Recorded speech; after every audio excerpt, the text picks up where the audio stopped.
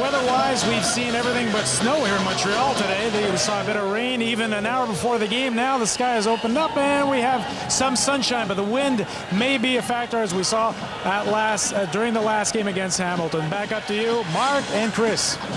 Right, Michelle, there's Jim Barker back in his old haunts saying we're going to play great special teams and defense tonight and try not to turn the ball over. That has been Marcus Crandall's hallmark so far, despite his poor performance. And Don Matthews, well, after their first loss of the year, he says, when you win, the tendency is to overlook some of the unsatisfactory play, but when you lose, the tendency is to be more critical, and that leads to changes, and we've addressed those over the past half hour as Duncan O'Mahony gets set to kick it off. The 2-2 Stampeders on a 2-game winning streak against the Alouettes, and it's Keith Stokes at his own 12-yard line, up the near side, cutting into the hash marks in the middle, still going, and finally dropped. But great field position on a 30-yard return for the man who had 3 punt return touchdowns 1 year ago. Anthony Calvillo, the Grey Cup MVP, coming off his best ever as an Alouette. His performance, 383 yards, passing last week against the BC Lions in that 28-27 loss. 3 times this year, Chris, he's been over 300 yards passing. Mark's the last 3 games, he's actually had over 300. Unfortunate to lose last week, but I think the defense played a little conservative, and that allowed BC back in the game last week. Calvillo, quick drop, complete to Ben Cahoon, and Cahoon has about 5 yards on the game, coming off his second 1,000-yard season 1 year ago. All the lineups, he loves Cahoon throwing the football. Cavillo, Daniel Pugh, the lone running back. That's because Montreal will go with a 5-receiver set. Stephan Gerard, Copeland, Anderson, Cahoon, and Kwame Cavill back in the lineup at the wide receiver. And a big offensive line, OKK, Lambert, Chu, Flory, and Neil Ford. Yes, Cavill back after an ankle injury. Big, rangy Alouette receiving corps. Pressure now. It's Joe Fleming with the sack of Anthony Calvillo, but there is a flag on the play. Joe Fleming coming in with a team leading 5 sacks in 4 games, gets number 6 here depending on the outcome of this flag. And remember, he had 3 the first game, including a safety on Cavillo in the first game of the season. Montreal 68 decline. Chris, they had 8 sacks against Calvillo in the first game, just 3 in 3 games since. Just working against, you can see number 68, Brian Chu, working against Demetrius Maxey. Can't handle the big man's bull rush. Gets caught with the hold. So Matt Kellett will punt. Wayne McGarity, the number 2 kick returner in the league, is the lone man back for the Stampeders. The block is on, but Kellett gets it away. McGarity at his own 25-yard line tries to sneak up the near side, and the tough is going. He might have 10 yards. That is the return as Stephan Fortin celebrates the punt cover for the Alouettes. You know, Mark, they're very scared about McGarity. Every time he touches that football, you say second in the league and punt returns. He's took one, so you take a look at the block. Calgary defender almost getting his foot on the Kellett punt. But McGarity, who returned one earlier for 73 yards against these Alouettes in the first game of the season. Now Marcus Crandall, who won a Grey Cup 2 years ago for these Calgary Stampeders, gets the start, still trying to solidify his spot as a starter. Blitz is on. It's a hitch pass far side. McGarity has a hole, tries to get past Wayne Shaw. He drives him out of bounds, and flags fly. Like a high tackle there. May have been a face mask on the play on the 17-yard gain by McGarity. Well, he's pointing at him, and absolutely that's what the call is. Little hitch pass to the outside, but that works because you get good blocking from Connell and Don Blair, who seal it to the inside, allowing McGarity to get to the outside. You listen to the call, they're just going to move it up. Ken Lazarick, the referee. Major foul. Montreal, number 38 face mask. First down.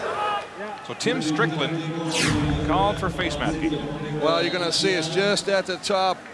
38 right in the corner right there. You can see just as he goes, the only way to slow him down is to grab whatever he could. He grabbed the face mask. First down, Crandall going deep. McGarity is wide open in the end zone. Touchdown. Strickland burned on the coverage again as Calgary opens with big plays. Well, one of the things they talked about, Jim Barker said, is if we run and play our game, it shouldn't be close, which is a huge statement to make against a very aggressive and good Montreal defense. But he just gets the matchup. We talked about this earlier. get a matchup. It's a linebacker. Tim Strickland, converted defensive back who plays linebacker, simply outclassed as far as speed in this race. As you see the end result, McGarry's got 5 yards on him. Great separation, a nice throw by Crandall to give Calgary the opening 7-0 lead. 43-yard touchdown pass. Crandall to McGarry. The point after from McLaughlin is good. And so the Stampeders strike early and strike deep on their first offensive series of this football game and open a 7-0 lead in Montreal. Texas, Wayne McGarry with a 43-yard touchdown catch. His 3rd of the season, matching his longest of the year as well, Chris. Well, what they're going to do is they're going to run a spread offense. Everybody's out of the backfield. That makes the Montreal defense commit to somebody. Right away, Crandall sees that Strickland has to go out with McGarry. Mismatch. McGarry gets some separation. Nice throw by Crandall. Results, touchdown. Tim Strickland considered the best one-on-one cover man in the Alouette defense. This one picked up by Matt Petz, and he's dropped at the 40. Petz inserted into the lineup for Richard Karikari as the Alouettes try to get a bigger body on special teams. Well, it all starts up front defensively with the sack. Joe Fleming coming around a stunt sack at the field, and then it ends. Nice 43-yard toss. Little separation when McGarry showing that explosive speed, getting the separation from Tim Strickland. Jim Barker told us yesterday, if Marcus Crandall can get a 1/10 of a second more time, when the blitz comes, they're going to go deep, and we saw it right there. Calvillo back at the controls on offense, one-handing the high snap. A hitch pass to the near side. And that play to Thyron Anderson is interrupted early. Anderson getting his 2nd start of the season after a tremendous game last week. 6 catches, 116 yards against BC. Well, we take a look at the defensive line. Young, Fleming, Maxey, Harris Monroe at the defensive end, short side of the football field. Good active defensive line. Johnson, White, Willie Fells, linebacking crew. And a good group of defensive backs anchored by the return of all-Canadian Davis Sanchez in the corner. 2nd down and 10. Stokes in the lineup now. The ball across the middle and incomplete. In and out of the hands of Thyron Anderson. The ball was on the money. Well, Thyron Anderson, who played wide receiver last week against the BC Lions, they liked him so much they said, we're not going to take him off the roster. What we're going to do is we're going to move him inside to the slot back position, normally played by Chris Coleman, and they felt they weren't getting the production out of Coleman. So you got a guy, a big target, 6'4". Got to make those catches, though, Thyron, because if you don't make those, you'll be back on the practice roster. Big target at 6'5", 205, but he couldn't hold onto a ball that was right there. As McGarry is the lone man back again on the 2nd punt, the 2nd series for the Alouettes. A high, shallow punt from Kellett, bouncing back to the 50 and near midfield. Matt Kellett is there! He's the first man to recover the ball. Flags will fly. But if he got there inside of the rest of his teammates, heads up play, Mark. That's exactly what you got to do. Matt Kellett shanked the punt. No other way to describe it. A bad kick off the side of his foot.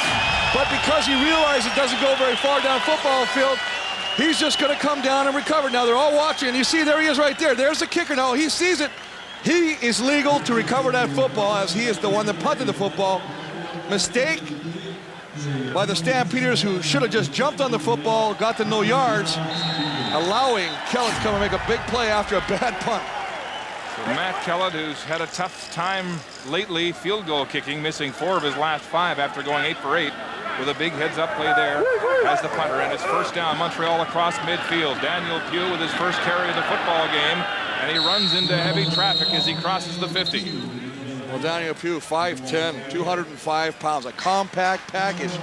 So excited. This is his first professional football game anywhere. Can't wait. Was chomping. He says he has had trouble sleeping. All he's dreaming about is being able to carry the football, and he gets this opportunity right here. Goes behind the big offensive line, tries to cut back, lowers his shoulder. You see evidence of what made him such a great player in college right there by the fact that his legs keep driving. He's in this game as Don Matthews continues to seek balance. The Owls averaging 59 yards rushing so far this season. Copeland, complete 1st down in front of the Stampeder bench across the 39-yard line. An 8-yard pickup from a man who's been terrific the last few games with 5 touchdown catches in 2 games. 3 against Saskatchewan and 2 1 week ago against the BC Lions. Well, if you want to talk about who's hot in this league, that's him right there, Jermaine Copeland. The offensive line, nice job of slide protection, sliding to the short side of the field, allowing a little bit of extra protection for Anthony Cavill. First down, Alouettes at the 39. Short drop. Calvillo complete to Kwame Cavill on a short gain of about maybe 3 yards in the play. Cavill, of course, coming back from the ankle injury, the wideout position. Well, Cavill, who they really like, they feel he rounds out this exciting, high, big, tall receiving core. But the biggest thing is, you know, you got a good defensive line. They're going to put pressure on. What's one way to slow him down? Watch the defense. Watch. This is how you do it. You chop block. You get the hands down, trying to bring the big bodies down the defensive line. Montreal offensive line mixing it up out there. Gain is 2, second and long. 2nd and 8 yards for Calvillo. Time gets the ball away. It's complete to Kwame Cavill, but the ball is loose. The referee, though, the far official, will whistle the play dead at the 26-yard line. Some pushing and shoving. Sanchez, the former Alouette, Cavill, and look at the height difference there. That's one of the stories we're watching in this football game. Well, another thing also, Mark, is the fact is Cavill throws this into double coverage. There's White playing low, Sanchez playing on top. Cavill knows exactly what he has to do. Finds a spot in between the 2 cover guys, makes the catch. You know, he's a big target, 6'2", 203 pounds. And you know what? He's got a bit of arrogance about him. He wants the football, and those are the kind of guys you like in the huddle. Because when you get guys that want the ball, they usually can do something with it when they do catch it. Calvillo good on 5 of 6 passes so far for just 26 yards, keeping the short game alive. And it's Cavill again for the 3rd time in a row with another short gain on this tough Stampeder defense. Well, we talked about the height thing, Chris. Most of these receivers are 3, 4, 5 inches taller than the Calgary defensive Now, end. one of the things they like to run, Mark, is a hitch pass. And they feel that Kwame Cavill really gives them an opportunity to break the play by coming back inside, whereas offensive line Flory and Neil Ford in this play come out and try and pick off the opposition defensive backs. 2nd down and 9. Alouettes. Calvillo steps up into the pocket. It's complete to Ben Cahoon, but there are flags down.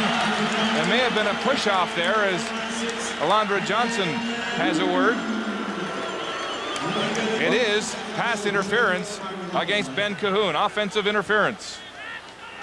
Well, over the past couple of weeks, we've seen some Offensive questions. forward pass interference. Montreal 86. 2nd down, repeat it. Well, Ben Cahoon coming across, savvy old veteran. You can call him that now after the 6 years in the football league. This is just going to push off Alondra Johnson to get some separation. That's why there's a little separation there with him and the middle linebacker. Well, Cahoon passing the 300 reception milestone last week against BC, coming into the game with 307, just 20 behind Nick Araki on the Alouette list. Hughes out of the game now at running back. Keith Stokes in a 6-receiver set for the Alouettes. Calvillo down the hash marks. Oh, and nearly intercepted. Wes Lysak was deep on the tip ball that went in and out of the hands of Keith Stokes. A great decision by Cavill to see the guy he wanted. He had Keith Stokes, who comes in as a receiver, not only returning punts, right down the seam. Because you're going to use the speed. He's going to come right down the seam. He's going one-on-one coverage, mismatch against the middle linebacker, Alondra Johnson. That's the mismatch you want. Overthrown, Stokes tips it. Wes Lysak should have had an interception here as the ball goes up, and the Wes Lysak, number 31, you know, they work on this thing. This is a tip drill they work as defensive backs. Wishes he could have that one back. Kellett from the 41-yard line, and his first offering is good.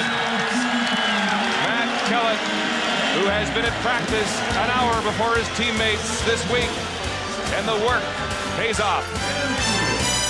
3, Calgary in front of Montreal. A reminder, next Saturday, the CFL on CBC moves west to McMahon Stadium in Calgary.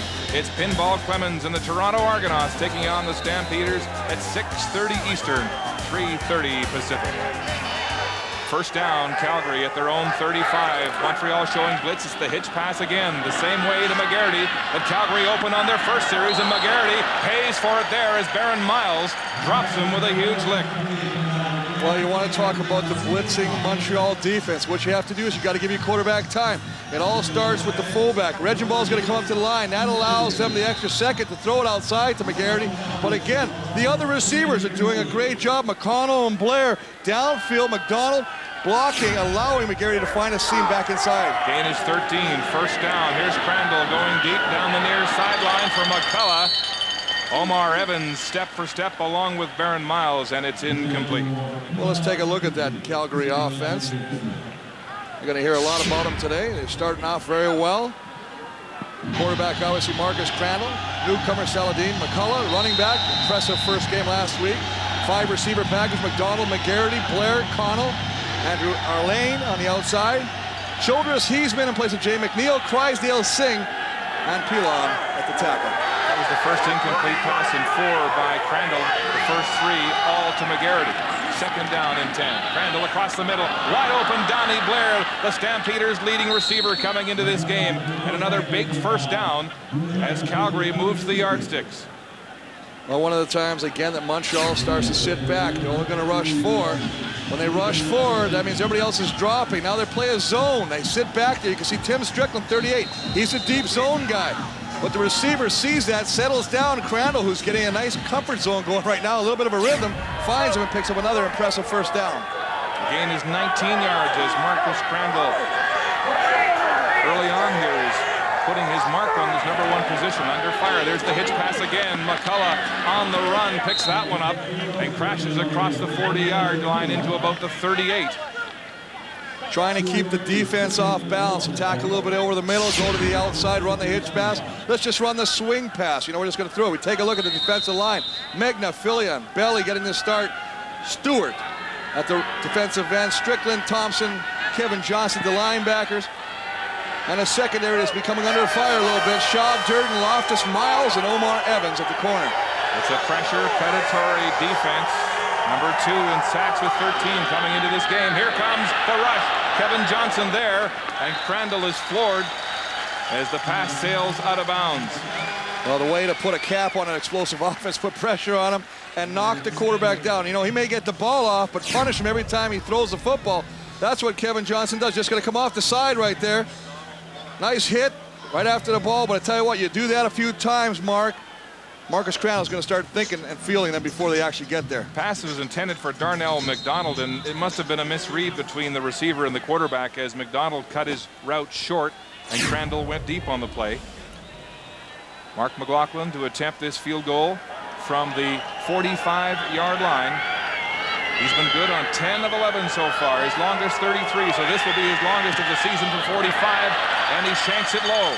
And left, Keith Stokes takes it out of the end zone, gets a block across the 25. Oh, a big move, down to the 30-yard line, the 40, twisting and turning it, still on his feet. Keith Stokes putting on a clinic, 1 man to beat. Fabler's knocked down, and Keith Stokes will go all the way.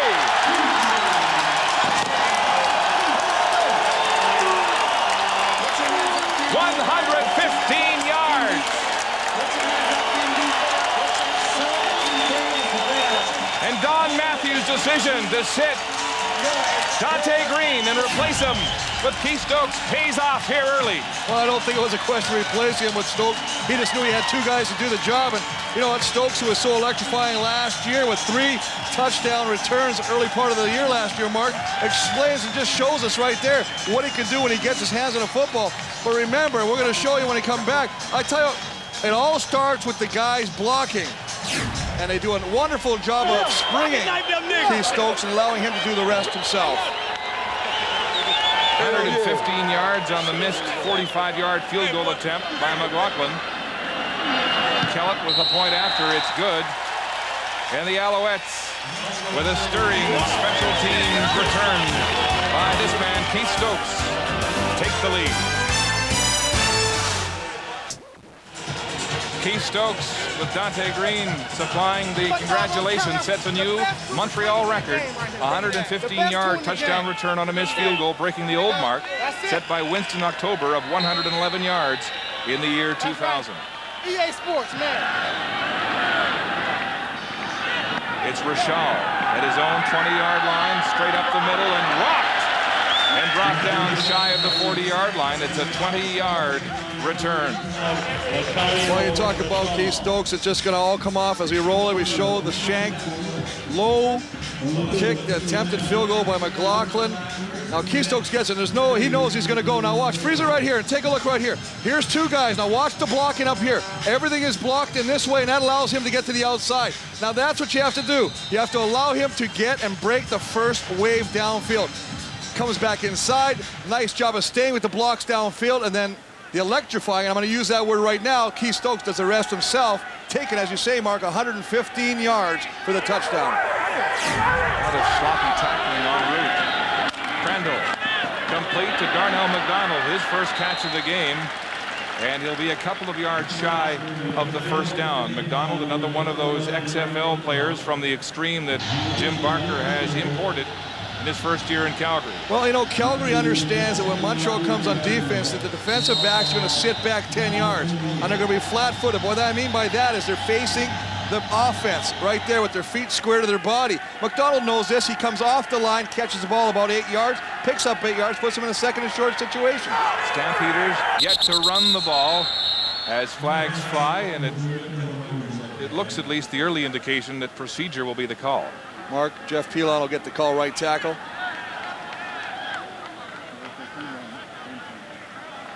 Stampeders with 8 plays through the air. Still second down. Second down repeated now, and it'll be about 2nd and 7. You see he just kicks out of his stance. Going to run a draw right there. By the way, he punched the defender, Mark Magna, up the field.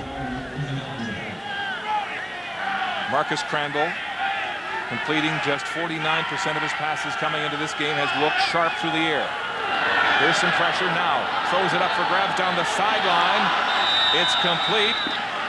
Darnell McDonald has it on close coverage with Omar Evans. Well, Darnell McDonald, who had 3 catches for 49 the first game against Montreal. That doesn't sound like a lot of yards, but he felt like he did good things against Omar Evans. You know what he does here? He knows where the football is. He comes back to the football. He sees it in the flight. He makes the adjustment to come back and catch that football. He's a big target, 6'3". Sees the ball, adjusts to it, makes the catch. Darnell McDonald had his first 100-yard game receiving last week against the Hamilton Tiger Cats. One of Tommy Maddox's favorite receivers in the XFL. Here's the bootleg. Crandall using his athleticism to make something up there on what looked like a broken play, Chris. Well, I don't know if it was a broken play. In my mind, it's a great defense to do against a defense that's overly aggressive. They're going to slant to the fullback side, to the wide side of the football field. He just goes, looks like he's going to play action pass, gets to the outside. Well, I think one of the things that Marcus Crandall has to do is a little bit more of this. Use his legs. You know he can run. Start putting defenses even more in a bind. Gain is 7 yards on the first rushing play from scrimmage for the Stampeders. Now threatening inside the Montreal 30-yard line. Crandall hits pass to McGarity again. They need 2 for a first down. They'll have a lot of more than that as McGarity is driven out of bounds near the 15-yard line. Well, McGarity is going to line up. They've run this play 3 or 4 times to both sides of the football field. The thing that kills me is the defender's coming over. He's playing still too far off. Right there, that allows him, as a receiver, McGarity, to get downfield and run into his own blockers. You got Donnie Blair again. You got Albert Connell down there, and they're blocking. That means that the Montreal defense isn't touching McGarity until he's 10 yards down the football field. First down, Calgary. They came into this game inside the red zone, inside the opponent's 20. 16 times, they've only scored 3 touchdowns. They need to work on their red zone production. Here's Crandall to the end zone. Touchdown, Donnie Blair. Don Blair with his 2nd touchdown catch of the season. And the red zone is red hot for Mark, Calgary. You called it like a prophet there. The fact is only 3 touchdowns and 16 trips inside the red zone. They had to correct that. They felt they could. They had a good week of practice. Just one-on-one coverage. And once again, the victim is Miles Bear, Baron Miles. You can see right there, he's going. Donnie Blair, the hungrier, comes back, shields, uses his body to shield a defender away from the football and grabs that. Nice catch by Donnie Blair. Rockland, who shanked that 45-yard field goal attempt that led to the return by Stokes, will hit the point after right through the middle. And so the Stampeders have reestablished their lead with 1:14 to go in the opening quarter. Donnie Blair, the veteran, Jim Barker said he was one of the pleasant surprises at training camp. A man who's been noted to have attitude problems in the past, but has shown a tremendous work ethic.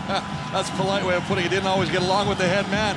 And as you say, Jim Barker really likes his work ethic, says he came with a great, new, refreshed attitude. And, I mean, he's been a pleasure to work with. And you know what? He is a good receiver. I don't care if he's Canadian, whatever nationality he is, this guy's a player. How about Marcus Crandall cutting up this tough Montreal defense with surgeon-like efficiency. 9 of 11 so far, Chris, and 173 yards. Here's the reason. If you go deep against a defense that's used to playing everything in front of them, now you put a little fear in those secondary guys of the Alouettes. Now they're nervous because you know what? They play a lot of man-to-man because of the pressure. Now what they have to do is they have to adjust. Now how do they adjust, Mark? Well, one of the ways is they start playing what I call conservative football. Rushing forward, maybe bringing one linebacker and then allowing everybody else to drop. I tell you what, they try to do that. Crandall, to his credit, is picking that up right now, and he is, as you say, a surgeon, doing a good job. Baron Miles burned again for a touchdown. That's 3 weeks in a row. And we told you off the top of the broadcast that he's under a little bit of pressure here to tighten up his coverage. They're being beaten by G. Roy Simon and Travis Moore the last 2 weeks. It's Daniel Pugh at his own 22-yard line, straight up the hash marks. Now he tries to come outside, moving, shaking, and finally brought down shy of the 40-yard line. Laterio Rachal, another one of those XFL recruits, making the tackle on special teams for Calgary. Don Matthews and Jim Barker were at one time one of the most prolific tandems as coaches in the CFL, matching minds in 1997 with the Toronto Argonauts en route to a Grey Cup, and then last year again with Don Matthews, Jim Barker, this time the offensive coordinator in Montreal. Again, a Grey Cup championship as Jermaine Copeland returns the short kick 47 yards to salt it away.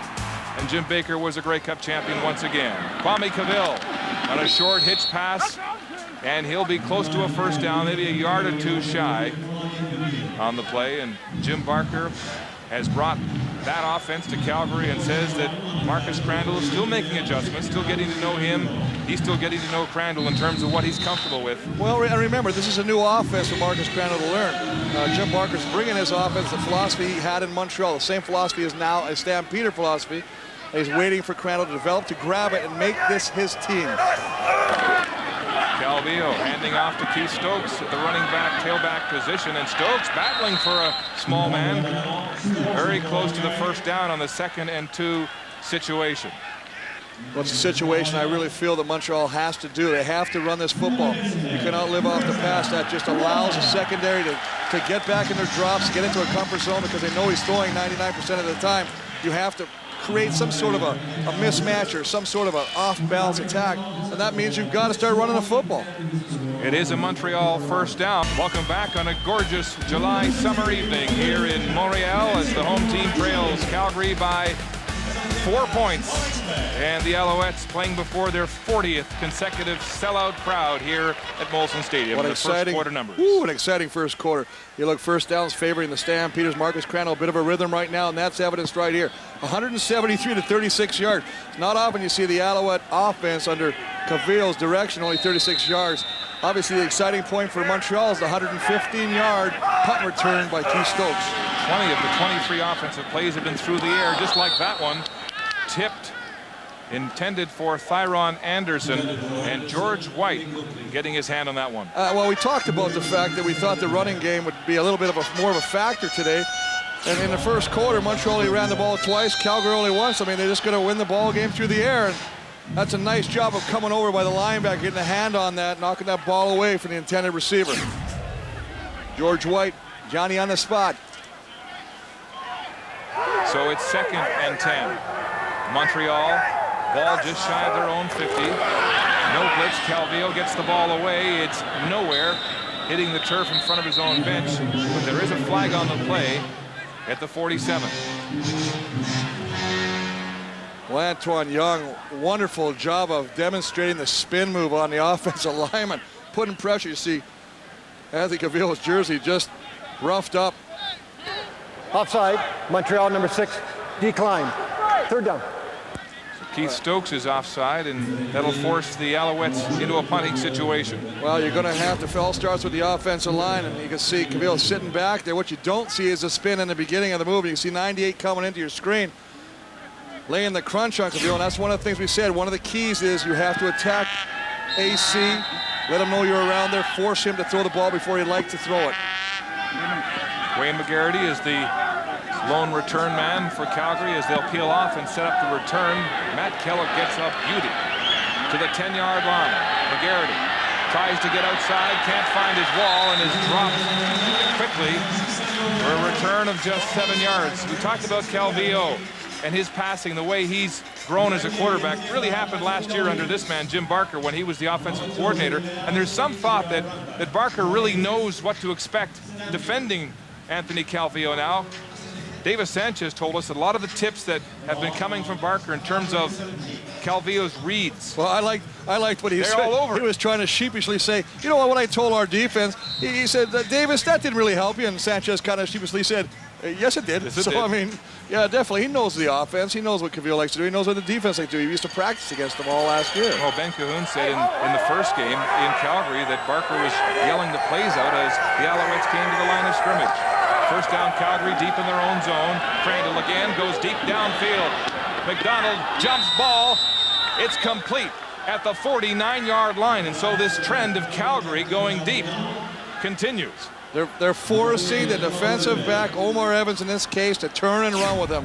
What Calgary receivers are doing so good right now is they realize the ball is in the air. They're making the proper adjustment. Look, he sees the ball, stops, and comes back to the football. Omar Evans is more worried about making the tackle than playing the football on this play. And I tell you what, unless Omar Evans starts getting a little hungry and goes after the ball himself, Darnell McDonald's going to have a huge day. Marcus Crandall has been accurate, to say the least, here in the opening half. Crandall with the blitz, gets it away quickly. It's complete to Saladin McCullough, who reverses his field and is dragged down just shy of the first down.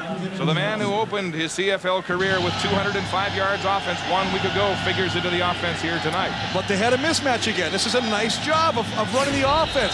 Saladin McCullough knows he's going to be covered by Kevin Johnson, the linebacker. Nice job of going up and making that catch in front of him, trying to spin and make a move to come back to the outside, but they're getting the matches they want. Gain is 9, 2nd and 1 at midfield. Crandall 11 of 13 so far. He'll stay on the ground. McCullough with a straight arm, gets outside with his speed, breaks some tackles, and gets into the secondary of Montreal, and a big gain across the 40-yard line. 13 yards on the ground. Now you got to remember one of the things about Montreal's defense. Yes, they have speed, but the thing is they are also small up front. Anwar Stewart, 240 pounds. Mark Mega, 240 pounds. They can get pushed around when you run the ball at them. It is first down, Montreal at the 40. Hitch pass, dangerous. McGarity has it just in time as Tim Strickland was in the neighborhood. Now, we talked earlier, Mark, about the success rate of running the hitch pass to McGarity. And I also questioned, where was the defender that was supposed to slide over with McGarity? He wasn't making the play 10 yards till he was 10 yards down the field. This is how you're supposed to defend against hitch. There's Strickland. He has to come over. He has to pick up McGarity. McGarity's trying to get to the outside, doesn't allow it. That's how you play defense against the hitch. And take a look at Marcus Crandall distributing the football now, using 4 of his receivers, including the back McCullough. Tremendous passing completion now, upwards to 90%. Well, we saw a passing display last night by Dave Dickinson, 500 yards and 6 touchdowns. I think Crandall says, you know what? I ain't that bad either. Let's see what I can do. And he's off to a good start. Crandall, though, in a 2nd and 14 situation. A bad snap. The ball is loose. The Alouettes have it. It's still in play. Mark Megna gets up with the football and is finally dragged down at the 30. Heads up play by Mark Megna, realizing he wasn't touched when he recovered the football. He did one thing right off the bat, and that's the fact that he jumped on the football. He didn't try and scoop on it and run with it. Secure the football first and then do everything after.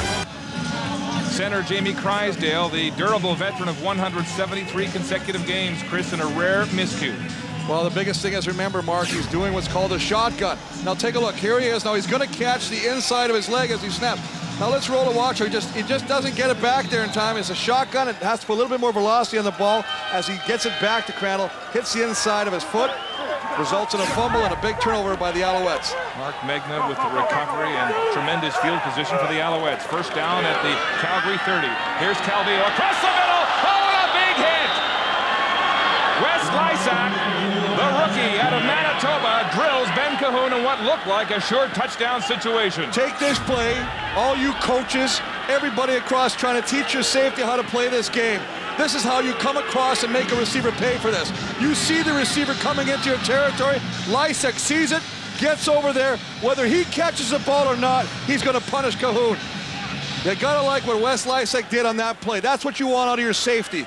Create fear for any receiver coming into your territory. Lysak, a high pick this year in the Canadian draft out of Manitoba, the same place that produced William Loftus, the safety tonight for Montreal. Here's another attempt by Calvillo, intended for Jermaine Copeland, but William Fields was all over him. It's incomplete.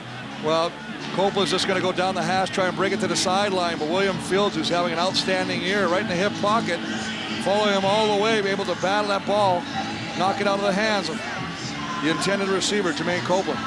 So the Calgary defense stands tall here after that fumbled snap that looked like a tremendous scoring opportunity for Montreal.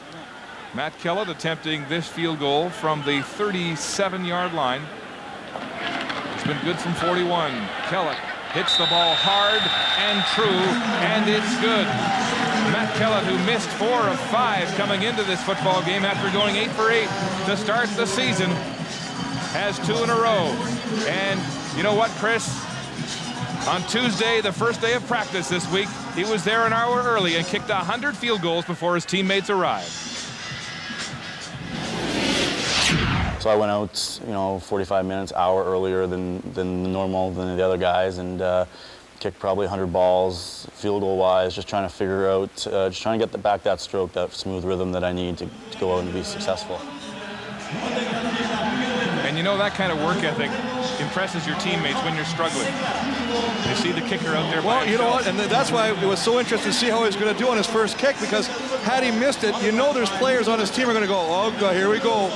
It's going to start here, but you know what? He answered the critics, 2 for 2 already today. That's how you do it. Silence. Sometimes you got to silence the fans. Sometimes you got to silence your own teammates.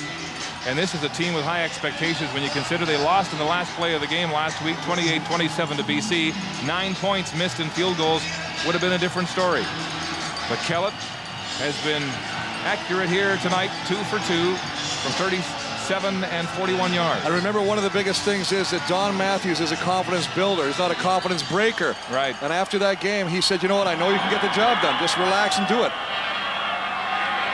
It's Wayne McGarity at his own 12-yard line with some speed, looking for a crease, and he won't get it. As he's hauled down shy of the 40-yard line, Wayne Shaw, the Canadian corner, first to make contact after a 26-yard return by McGarity, who has been a threat on special teams and at the receiver position. And Marcus Crandall has been terrific, already 208 yards in this opening first half of football. Coming into this game, he had 278 last week against Hamilton. That was his season high. Season high, but he didn't throw an interception. That was the bonus. But he also did not throw a touchdown. That was the negative. Jim Barker likes the way Crandall protects the football, not turning it over. And really, Crandall had nothing to do with that last bad snap situation. This one is on the mark. Crandall with time now. Looking downfield, wide open. It's Darnell McDonald again with a big first down across the 50-yard line. Omar Evans in on the coverage. Well, Baron Miles is going to take him short and then hopefully pass him off to Omar Evans. But they just can't keep up, and he just runs right down there. Darnell McDonald gets behind. You see Miles is sitting shallow and Omar Evans deep. And right now, McDonald knows exactly what he's doing on that football field. He's finding a wonderful spot between the two defenders, coming up with big catches. Crandall is finding the soft spots in this Montreal secondary. First down, showing blitz now. Montreal, here they come. Crandall, quick release, inside. McGarry in a huge hole across the 40. And Reggie Durden brings him down across the 35. There's a late hit and a flag on the play. Well, they're going to call Albert Cano with a hit after the play. Roughing, unnecessary roughness, downfield trying to get another block. But Donnie Blair, we mentioned him already, got a touchdown catch earlier in this football game. Wonderful job of blocking Strickland, allowing McGarity to get to the inside to pick up some yardage. It's a 14-yard gain. You see Strickland over there, Mark, trying to tell a ref that he was held, but he wasn't. Major foul, necessary roughness, Calgary, number 82. After the play was over, First down. Well, that was 83, I believe it was because Donnie Blair, number 82, was the lead block. So that wipes out the 14-yard gain. Donnie Blair with a wonderful block to spring McGarity. I believe it was Albert Connell after the play who made the hit downfield. That's what the flag was thrown for. Again, though, the Stampeders are effective in beating the blitz with these hitch passes inside and out to McGarity. Crandall pumps. He goes deep down the far sideline again. Close coverage. Baron Miles up with a jump ball and is intercepted. Baron Miles in the doghouse gets the pick. Well, you go to the well too many times, once in a while, that well is going to be empty. Baron Miles says, you know what, you've done it to me twice already. I'm going to come over. He adjusted a play. We talked about the fact that the defenders have to be hungry for the football and have to actually start playing the football rather than playing the receiver. Baron Miles does just that on that play, goes up and makes a nice play on the ball and comes up with a big interception for his football teammates. His 25th of the career and 3rd of this season. Miles, who has been working hard on film and under pressure to play at the level that Don Matthews expects as last year's East Division top defensive player. Calvillo at his own 15-yard line. Quick hitch pass. It's Kwame Cavill finding daylight on a good block, and then he's drilled. And it's Wes Lysak, the rookie, again, with a tremendous tackle. Well, I will tell you, there's some similarities. I wonder why there's similarities in the offense. Could it be that Jim Barker was here last year in Montreal? Because Cavill's going to run the same thing that Calgary's been doing with a little hitch pass. He's just going to throw it out to Kwame Cavill, get some blocking out front, finds a seam, brings it upfield, picks up a first down. Gain of 10 yards on the pass to Kwame Cavill, the sophomore out of Texas. This time they'll go on the ground. Daniel Pugh looking for a hole, and there's not much there as he gains 1 yard, maybe 2 across the line of scrimmage. The Division III player out of Mount Union. Well, one of the toughest things to do is run a running play when the offensive line is sliding to the short field. When you're sliding to the short field, what you're actually doing is you're bringing the defenders with you. Now watch, they're all going to slide. Now as they slide like that, they're also bringing the defenders with you. Now Daniel Pugh says, I got to cut back. Now when he cuts back, there's the flow gap coverage by the linebackers. Gain is 2, 2nd and 8, Montreal. Deep in their own zone. Calvillo with time, looking. Now he's flushed from the pocket. Here comes Joe Fleming and Demetrius Maxey. He gets it away, but it's shy, intended for Daniel Pugh. Jason Bray was right there, incomplete. 3rd down. Well, if you put a little bit more mustard in that ball, Daniel Pugh would have had an opportunity to catch that football, and it would have been a first down, regardless if Jason Bray made the tackle. Anthony Cavill doing all he can to avoid the pressure. Sheldon the pass deck there, pushing him out. Joe Fleming there, gets on the back foot. It's always tough to throw as a quarterback on your back foot, trying to get the ball with some power and velocity to the intended receiver. That one just fell short. Calvillo good on 1 of his last 6 attempts, Chris. Nobody knew. That Calgary secondary has provided blanket coverage. Matt Kellett standing inside his own 15. Wayne McGarity, the lone man back for Calgary. Flags fly as snap gets off. 2 seconds to go on the time clock. And the officials will sort this one out. Have a listen to the call from referee Ken Lassiter. Procedure, Montreal, number 8, still 3rd down. One of the Stampeders' 3 keys in Jim Barker's victory defense is to not give up a first down when they have the opponent backed up inside its own 30-yard line, and they succeeded on that last series as they forced the Alouettes to punt. From the 12-yard line, another beautiful punt from Matt Kellett. McGarity now at his own 37, trying to get outside, a straight arm and still going. Down the sideline and dragged out of bounds. Reggie Durden makes the tackle with the Stampeders with terrific field position.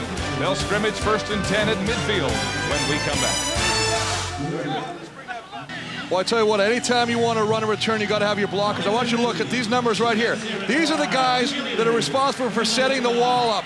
They do a wonderful job of allowing McGarity to get to the outside. That's what you got to do. Now, if that one guy right here secures that block, this thing's going for a long way. Midway here in the second quarter. Stamps up by 1 at their own 53. Hand off to McCullough up the gut. And Mark Thompson and Adriano Belli were there to stop it right at the line of scrimmage. Totally a misdirection running play. Going against the flow of the slant of the defense. Line going one way, just going to try and go against the flow of the defense. That's got to be a quicker hitting play. It's too slow.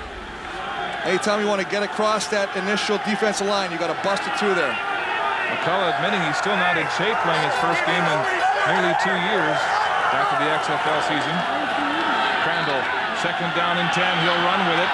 Loses his footing as he had lots more space ahead of him, crossing center field and down well short of the first down. Well, the 13th man in the name of the new field here reaches up and grabs Marcus Crandall by the ankle. Well, he may have injured his leg, Chris. Pulls it down, doesn't force the situation. This is what I like about it. He's making a good decision. You can see he goes down. We thought it was the field. It looks like he actually pulled something.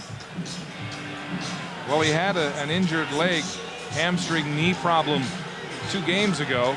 You see right about here, he's also just going to pull up right there. And every time you see a player start hopping like that, a lot of the times it's a hamstring. Either that or a calf. You can see they're working on the calf right now. That's their athletic therapist, Pat Clayton there, and he's trying to work it out, and they're actually checking the lower part of the knee and the higher part of the calf. Kevin Federick warming up as they address the situation with Marcus Crandall. Federick, of course, good on 50% of his passes in his only start this year. Well, the only start, and he actually a victory. It actually snapped a 2-game losing streak, Mark. And they said it wasn't spectacular, but it was efficient. This is really discouraging if it's serious for the Stampeders and Marcus Crandall after his sterling start. Well, he does a nice job of sitting back, and one of the things he's done all year is he hasn't forced the situation to turn the ball. But watch him run now. See him hop right there? It just locks on him. And sometimes when it happens, it's a number of things. 1 could be the hamstring. 2, the knee can lock. The muscles around the knee lock. And actually, when we watched the therapist, Pat Clayton, working it was upper calf, lower knee, trying to maybe loosen that muscle. And he seems to be walking off pretty good on his own steam right there. So that's got to be an encouraging sign right there, Mark. Crandall, only 3 incompletions in this first half on his own steam to the Calgary bench. And a punt situation on this 3rd and 6. Duncan O'Mahony set to deliver to Keith Stokes, who's all by himself at his goal line. O'Mahony gets this one away in a crowd. Stokes on the fly at the 18, and the Stampeders will be called for no yards on the return. Calvillo and the Owls on offense when we come back to Molson Stadium. The Glass Towers in Montreal providing the backdrop here at Molson Stadium, with the Stampeders clinging to a 1-point lead in the second quarter. A reminder, the World Aquatics Championships are underway in Barcelona, and the Canadian diving team has strong medal hopes. Alex Despatie today competing in the 3-meter springboard, where he came 6th. Alouettes on offense. Calvillo with lots of time up the middle. Jermaine Copeland on the mark and complete for a Montreal first down. The gain is 13.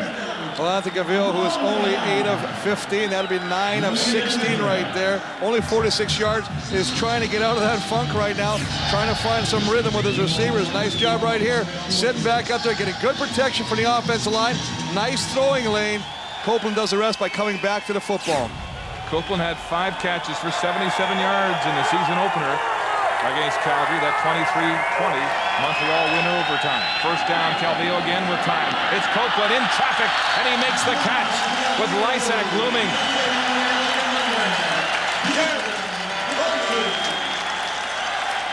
Copeland makes the catch, and you want to test or talk about the courage of a receiver. Copeland, little inside out move, shake bait, gets away from Fields. Now comes inside. Now what you see right at the end, that was the heavy hitter, Wes Lysak, who knocked the receiver down earlier, put a shot on Ben Cahoon. Yeah. But you see that Copeland, no fear. I'm going to make the catch. You hit me. Hey, you get the bonus points. This is the first time that Calvillo and Copeland have been together at training camp. He came from a late cut at Dallas late last season. This time he goes to Copeland, but it's way overthrown and out of bounds. Well, Copeland and William Fields are having a little jawing session all day. A little bit of a contest going on there. being separated by the referee. Well, the thing that Calvillo likes about Copeland is that you never hear the ball hit his hands, Chris. He's got big mitts, the silent catch, and that gives the quarterback confidence. It's like throwing a ball into a jar of pudding. Second down, Montreal. 10 yards to go, ball at the Calgary 45. Calvillo. Calgary drops 8. Calvillo looking deep. Cavill is open, too far. Kwame Cavill down the sideline on a hook and go, and they nearly connected. Well, you talk about Davis Sanchez, and he brings a sense of confidence. He says, you know what, first 3 games I had no action. Everybody kind of, you know, they've heard my reputation, know what I can do. Danny McManus started going after me last week. Well, right here, Cavill says, I got to do a little action of my own. I'm going to go after him. He sits back there, looks the safety off, steps up in front of the pressure, and throws deep just past the intended receiver, Cavill, but he did have some steps on Davis Sanchez. Sanchez admitting to us yesterday he regretted turning down a $400,000 US one-year contract extension with the NFL San Diego Chargers. Oh, come on now. Who wouldn't want to turn down $400,000 American if he can make, say, 60, 70,000 Canadian? I mean, that's a bad deal. Yeah, I don't have to be a scholar to figure that one out. Hey, I'm doing my Jethro Bodine ciphering right now. Not a good deal. So the Stampeders will send 1 man deep.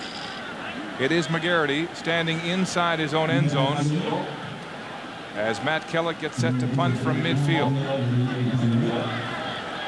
Kellett coming into this game averaging 43 yards a punt. And McGarity showing him lots of respect. Kellett end over end trying to angle it out of bounds. It bounces in front of Wayne Shaw. The Owls are way in too close. McGarity will grab the ball, and flag for fly as no yards will be the call. The Alouettes inside that 5-yard restraining zone. Let's go down to the sidelines, and here's Michelle. Thanks a lot, Mark. Well, the update on Marcus Crandall's condition, it's a pulled hamstring. They say they don't know if he will return. So Kevin Federick is in. Oh, that's a tough break for Marcus Crandall, and a break for Kevin Federick, who is also lobbying you for his never number know 1 when job. opportunity is going to knock. You always have to be ready. I don't believe that Kevin Federick thought he was going to get much playing time with the rhythm and the way that Marcus Crandall was playing.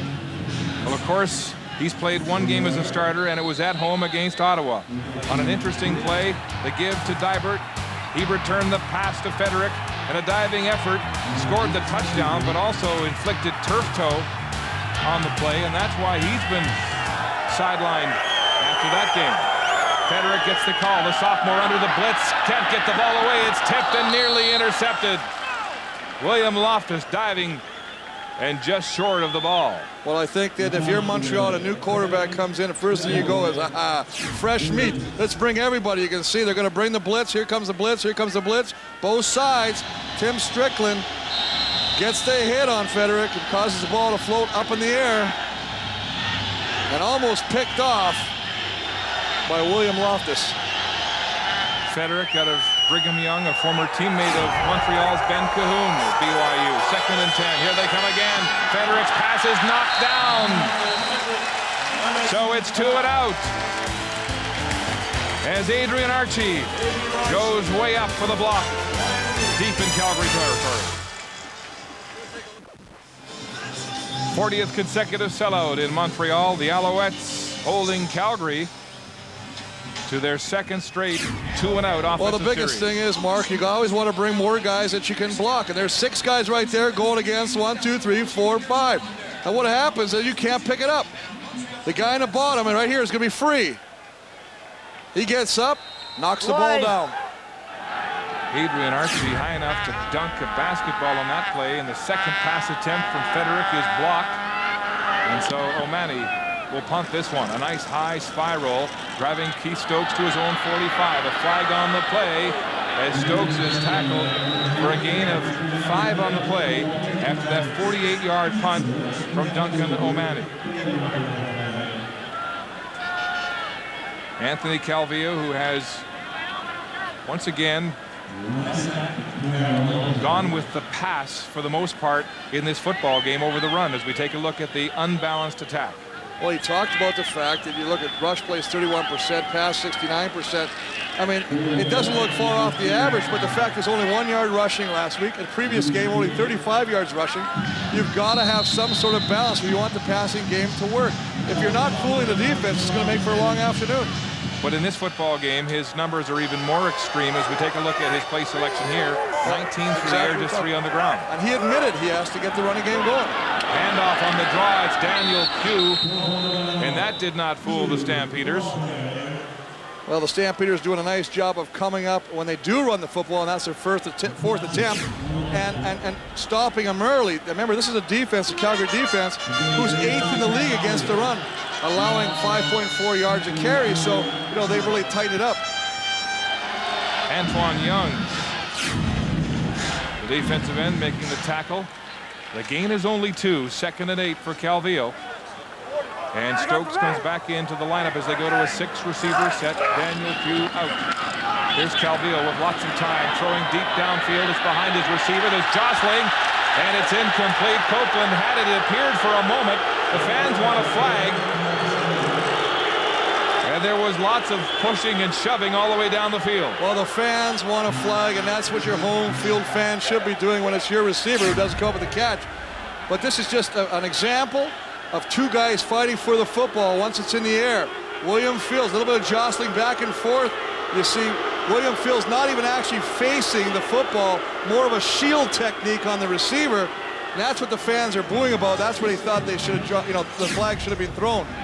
Fair to say, though, that as long as the defensive back doesn't have to look back to the football. That used to be the old shielding call. Yes, they don't have to look back anymore. But that did look like close contact. Just can't contact the receiver or, you know, impair his ability to catch the football.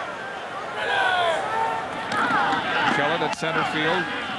It's an end-over-end punt to McGarity at his own 8-yard line. McGarity with not much room there. Breaks a tackle on his own. Gets outside and is just drilled as Mark Megna collars him from behind. A 40-yard punt and a 7-yard return. Well, Mark Megna collars him from behind, but his teammate comes over the top and puts the finishing crunch on Wayne McGarity. McGarity getting up, wondering who was the truck that hit him on that play. Gets outside, and there's Megna. 54 goes over there, and it's actually the blocker on his own team trying to spring him. Terrence Carroll, backup Will linebacker, who knocks the defender into his own return man. So the left-hander, Kevin Federick, goes back to work in his 2nd series. His first 2 passes knocked down, and he's in the same difficult field position once again. Handoff on the blitz, and Saladin McCullough negotiates his way off tackle right for a short gain. You know what? One of the things about a quarterback who doesn't have much playing time, it's called inexperience. Montreal's bringing 9 players. I tell you what, if you have the ability to check out of this play and throw the hitch pass out wide, it's going to go for a long way.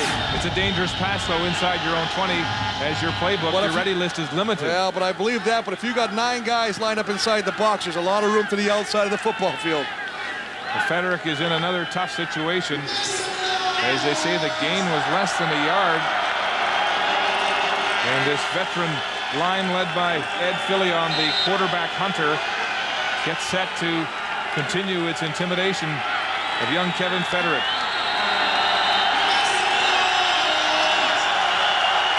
The field announcer here whipping the crowd now and shouting, trying to deafen Federick as he tries to get this play off. 2nd and 9. There's the hitch pass Mr. Walby called for. It's complete and inside. And it'll be a first down. The Canadian wideout, Andre Arlane, with his first catch of the game, and that was a big one. 19 yards the game. Again, it's a situation where you're bringing 6 guys. 1 guy's free. Kevin Johnson's going to be outside. Get the ball to the outside. That's what they should have done the play previous when they brought 9 guys on the Alouettes. This time he gets it to Arlane, he turns it up, picks up a first down. So Federick involves the 5th Calgary receiver with at least 1 catch in this football game. Arlane with a first down, a gain of 19. Again, it's a quick shot inside, Lateral Rachal with the catch. And he'll be about 4 or 5 shy of the first down. Well, Lateral Rachal with his 6th catch of the season, just a slant into the field. Lining up with the wide receiver, coming right over. Nice concentration, secures the football, knows that Omar Evans is going to hit him as soon as he catches that football, but picks up a good 7 yards on the play. Second and a little more than 3 on the play. As Federic checks his ready list again on his wristband. It's a 6-receiver set. Here comes the blitz. Federic trying to roll the pocket, steps up, and he's sacked. You know what, and Mark, this is very interesting because the set that the Calgary Stampeders used was 5 receivers to the wide side of the field, 1 receiver, McDonald, to the short side of the bottom of your screen. He rolls to the wide side where all the pressure is going to be because everybody is over there with the 5 receivers. Almost surprised because he got the one-on-one McDonald against Omar Evans' backside that he didn't try and go long. Mark Megna with his 2nd sack of the season. It looked like Federic actually stepped up into the pressure instead of rolling. You got, if you're going to do that, you got to find your spot, your protection, and sit down. Get rid of the football. Don't run into it, as you say. So the Stampeders are forced to punt again with 50 seconds and ticking left in the opening half. O'Mahony, here comes the block, and he just got it away. Baron Miles was very close. Stéphane Fortin makes the catch, and flags are down as Calgary appears to be called for no yards again. A 24-yard punt, nearly blocked, and a 4-yard return. What a 24-yard punt, but Baron Miles, who blocked 3 kicks last year. This is simply the point of not going to the kicking point where the ball is just past the outstretched hands. Baron Miles thought he had that one.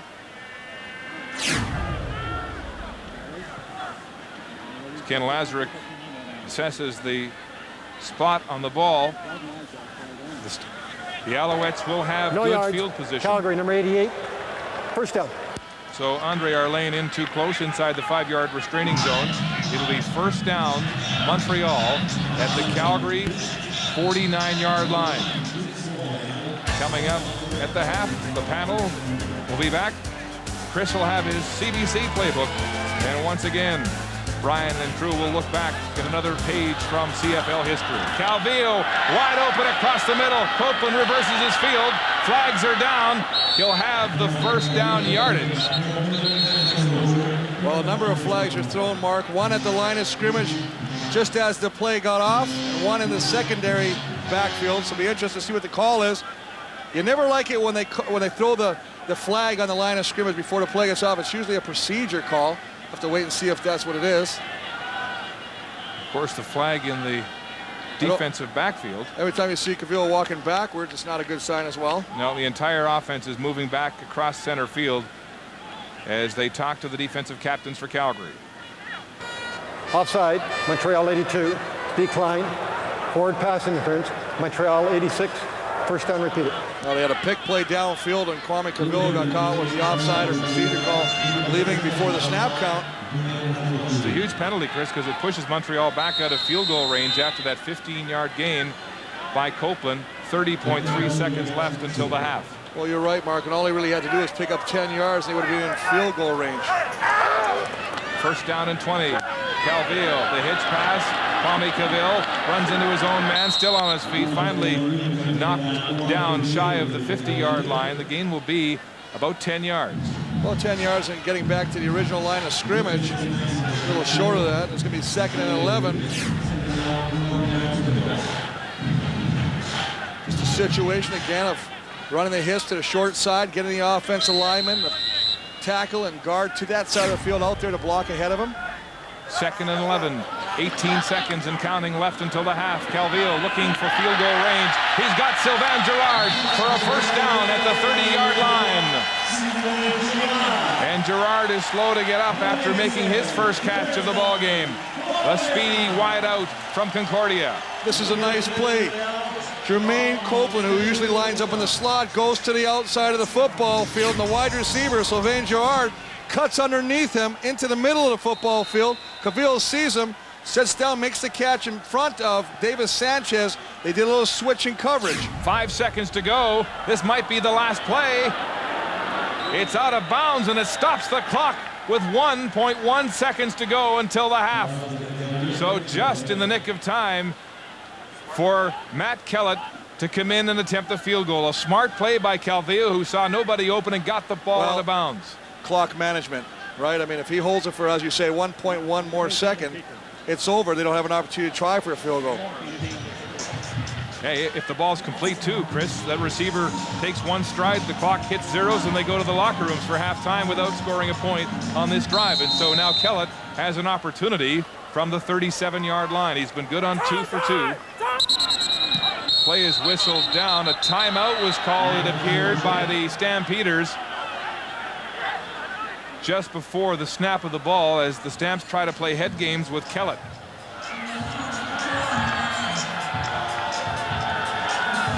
Kelly Malvo, the Stampeder, who called for timeout. Please reset the clock to read 1.1 seconds. 1.1 seconds. Well, and the kick was good that he did put it through. And you know, Kellett's thinking, hey, I made it. Now they're going to make me do it again. So putting a little bit of pressure on a place kicker who has had his troubles coming into this game. Yeah, coming into this game, but remember, he's 2 for 2 tonight. So. Yeah, no, he's been perfect so far. His longest from 41. Cahoon with the pin. This time it's down, up, and good. Matt Kellett not shaken by the timeout. And he's 3 for 3, and the fans here in Montreal celebrate their embattled kicker, who has been perfect in the opening half, and the Alouettes take a 2-point lead on the Kellett field goal, 16-14. And the Stampeders, who had so much promise, wondering about the shape of their quarterback, Marcus Crandall, who left with what appears to be a hamstring injury, as we go down to the sidelines and join Michelle. So Don Matthews are with us. He made quite a few changes going in. Keith Stokes is one change. What were you expecting from him? Well, Keith Stokes has proven that he's a great kick returner, and they're going to try to punt the ball out of bounds, so I felt that I had to make that change, and it looks like Keith did a great job for us. Another added player was Dan Pugh. Did he bring to the running game what you were expecting? Well, we're not using the running game a lot, but he certainly was a big player on our special teams with a big tackle, and he's going to be a good runner. We just have to use him some more. Thanks a lot, Don. Okay. Back to you guys. Thank you, Michelle. Montreal Alouettes with the lead at the half. Some quick thoughts from the panel, and let's begin with Darren Flutie. You got to talk about those Calgary defensive backs shutting down the Montreal receivers. On the flip side, those Calgary receivers, at least when Marcus was in there, were playing great. Well, and that's the story right there. Is it's really disappointing. We talked about at the beginning of the game how Marcus needed to step up, seize the opportunity. He was doing a great job. He was reading defenses. He was running when he needed to run, and he was looking so good. I'm really disappointed to see him come down. Wow, now that's what I got to say. That's football. I was beginning to question Don Matthews' decision to replace Donta Green, but hey, last year's Special Teams Player of the Year comes in and runs back. The CFL on. Back in Montreal as the Alouettes get set to start the second half with a 2-point lead after the Stampeders controlled most of the opening half. Let's go down to the sidelines now, and here's Michelle with the Calgary head coach, Jim Barker. Okay, Coach Barker, the status of Marcus Crandall right now is what?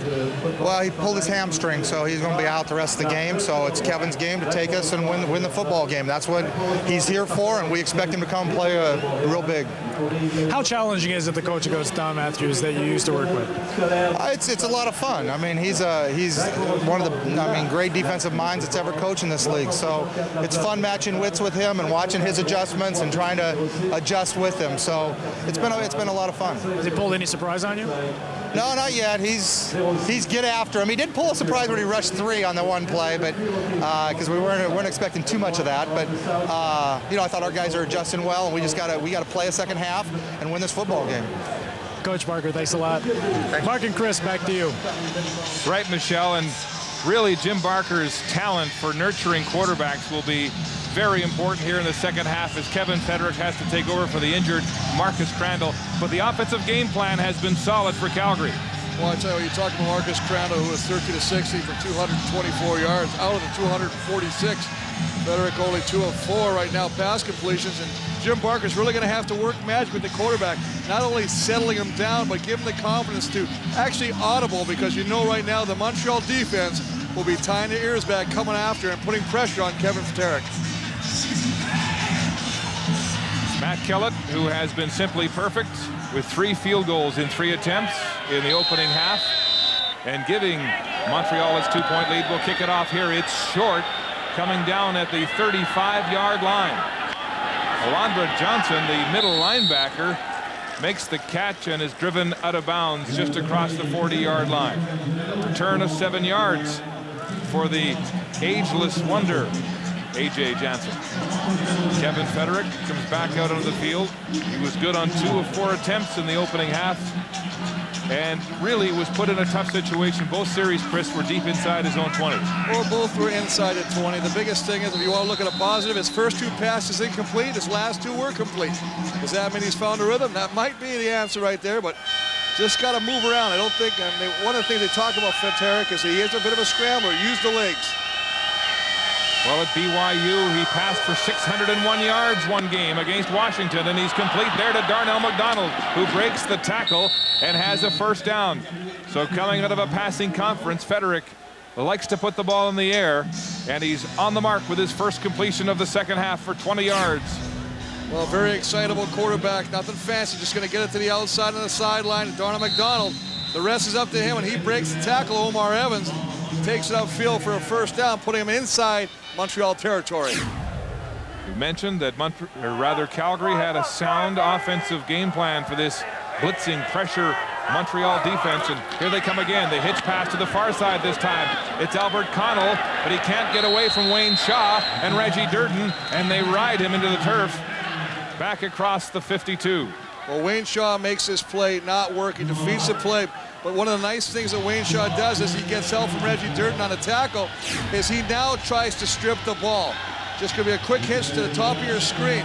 Now as he gets it, that's Wayne Shaw, number 9. He makes the play. Now watch him trying to punch the ball out. Number 9 trying to cause a turnover for that Montreal defense. It's an aggressive defense. Jim Barker telling us they're often flat-footed at about 7-8 yards as they try to press. We've seen Calgary take advantage of the hitch and go. Here we go, down the sidelines. It's deep. It's McDonald again. Flags are flying. This is a beautifully thrown football by Frederick. Kevin Frederick just does a nice job of rainbowing this or arcing this football. What a beautiful touch on the football. Pressure's coming, sits back there composed, just puts it. Now look at the one-handed grab. Wow. By McDonald. With tight coverage, actually, they would have called pass interference on Omar Evans. But a wonderful grab and a good look at concentration. Coming up with a great catch, Darnell McDonald. So far, 139 yards, which would be his best in his first season in the Canadian Football League. But young Kevin Frederick has responded to the challenge of Coach Jim Barker. A 25-yard gain on the completion to Darnell McDonald. First down. Here comes the blitz again. Frederick, lots of time going to the end zone. It's too high over the head of Wayne McGarity. But Durden and Shaw were there. One of the ways to defeat the Montreal blitz is to bring guys inside and block. They bring the fullback in. Regin Ball stays inside. That allows the extra seconds for the quarterback, Frederick, to try and get that ball downfield. Frederick now with a 4-play drive that started on his own 43-yard line, and now it's 2nd and 10 from the Montreal 21, well within field goal range. But a big conversion here. Frederick, feeling the heat, begins to move the pocket now, running for the sideline. He'll pull it down, and he's hit hard and rocked. Mark Thompson, the middle linebacker, the rookie out of Richmond, stops him dead. Well, and Adriano Belli is shaken up with one all over. Up. 2-back system. You're just going to have both backs stay to the outside to protect. That allows the extra time for the quarterback. Now he gets outside of the pressure, but he pays the price when he gets on his own. The swarming Alouette defense making Paterick pay for that scramble. So the quarterback, though, engineering a decent drive in his first series of the second half. And Mark McLaughlin will attempt this field goal from the hash marks, the near hash marks at the 27. McLaughlin hits it hard and good. And so the Stampeders will take a 1-point lead after the opening offensive series of the second half. What is it's Federick, I believe. Oh, they told me it was Paterick. It's Pateri, Federick. Capacity crowd at Molson Stadium enjoying a summer night of football here in the city. The home team down by 1 after the field goal by Mark McLaughlin. And a good first drive here in the third quarter for Kevin Federick. The Stampeders set to kick it off. Keith Stokes back along with Daniel Pugh, who has really not been a factor as a running back in this football game for the Alouettes, as Calvillo continues to rely heavily on the passing game. Pugh drops the kick, picks it up, and now makes his way across the 25-yard line, runs into Stampeder traffic and goes no further. The return will be 12 yards on the play as Anthony Calvillo gets set to go on offense. And we take a look at his pass distribution in the opening half, Chris. Well, he's thrown deep one time. You see, right now he's 4 or 5 attempts past 21 yards, 1 completion. Everything else, it's the safe stuff right now. It's the 10 and under stuff. He's 5 or 6 short for 31. And that basically, this right here, that's the hitch pass. 1 deep pass from Calvillo. Only 3 rushing attempts by Daniel Pugh for a total of 9 yards. This is the same team that had 1 yard net rushing last week against BC, as the Montreal trainers attend to Matt Petts, the backup linebacker brought into this game for special teams. We'll check on his situation when we come back. Making his way off the field under his own steam. Chris, he hurt his hamstring in second week of the season and just came back here tonight. And that was another leg injury, and they'll assess that as they get to the Montreal bench. Calvillo at the helm again. First down inside his own 30 at the Montreal 28. Calvillo now going to an audible at the line of scrimmage. It's an option play down the line of scrimmage and a pitch to Stokes. Stokes now trying to find his own way. Cuts back, gets a block up the middle, and really that was one individual effort. Well, this is exactly what Matthews is looking for out of a running back, is something out of nothing. Perfect example right now. It's an option play to the short side of the field. Going to go to the left side of your screen, option and play, and they're going to play off him. They can't do anything with him. He's surrounded. Now athletic ability takes over, uses his speed and quickness to get to the opposite side of the field, picks up 9 yards. You're right, Chris. That's what Matthews said he liked about Lawrence Phillips, that when they stuffed a draw play, Phillips would come back to the huddle and say, call it again, I'll make that first man miss. They go right up the middle again to Keith Stokes, and he buzzes and twists and turns to a first down, close to the 45-yard line. Well, I like the fact that what you do is when you run wide, much like the option, you do is stretch the defensive front. Now you come right up the gut, right up the middle. Makes a player miss, uses explosiveness to get to the initial line of defenders. Again, picking up good yardage.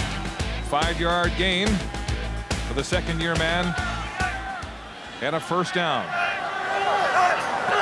Calvillo in the shotgun, fakes, hands off to Stokes around the near side. Stokes cuts inside, and again, he'll have a huge gain on first down as the Alouettes finally go back to the ground game after having just 3 rushes in the first half. But they're pulling all the running plays out of the trick bag. This is the old Statue of Liberty.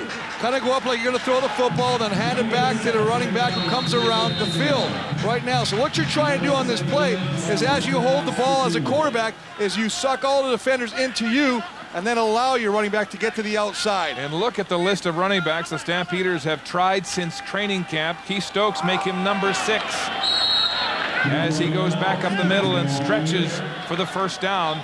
The marker at about the 54-yard line. But they started with Jason Brookins in training camp, released him. Then Eric Lapointe with a hairline fracture. He's out. Jay Graham cut this past week. Thunder Collins cut. Daniel Pugh brought in for his first start, but with 3 carries and just 9 yards, it looks like they're turning to Keith Stokes in the second half, Chris.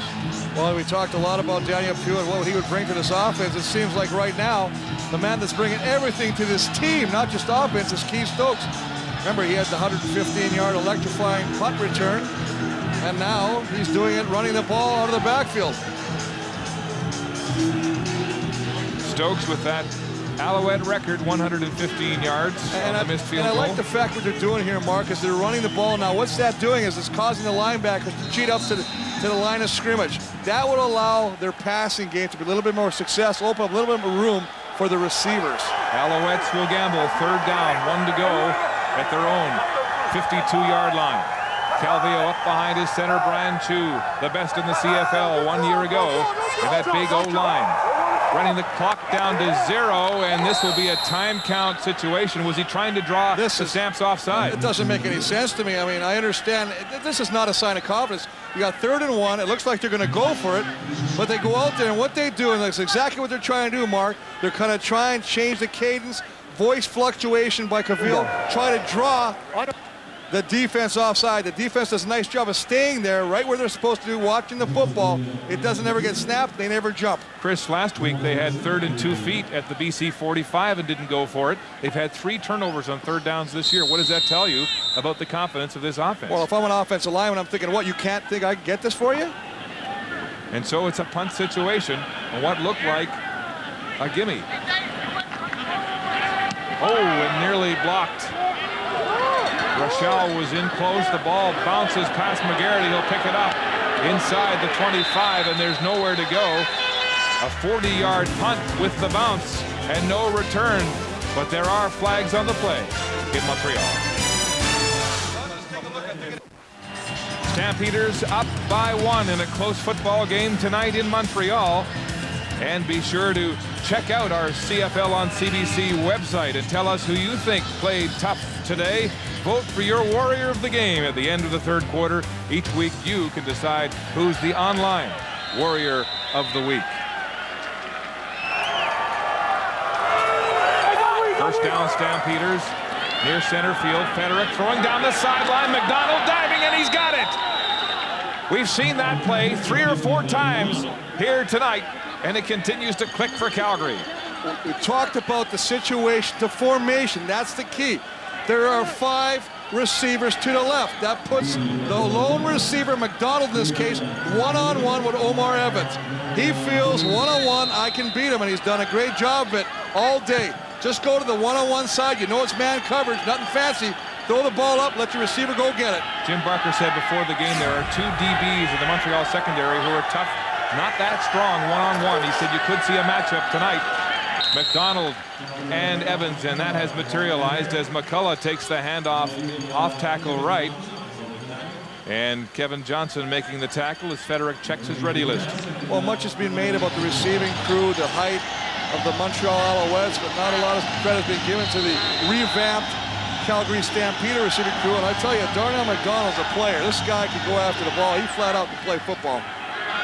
Gain of 1, 2nd and 9. Calgary. Inside Montreal territory. Federick. Blitz. He's in trouble. He'll be sacked. Mark Thompson. Kevin Johnson. And it's over in the blink of an eye. Good pressure, as you say, from Thompson, Johnson, and also the backside end. Stewart working away, coming right down there from the top. Just beats the tackle's block. Kevin Johnson, the first guy through the middle. Take a look at Jim Barker's reaction to that. As he calls punt team, get out there. You'll get Federick on the sideline, Mark, and have a little chat with him. 2nd sack of a Calgary quarterback. Kevin Federick here tonight. As this pressure Montreal defense rears up and stops a promising looking Calgary advance. Duncan O'Malley now to punt from his own 47. There's the block! Barron Miles blocks it and picks up the loose ball. He's headed for the end zone with a blocker. Touchdown! What a turnover!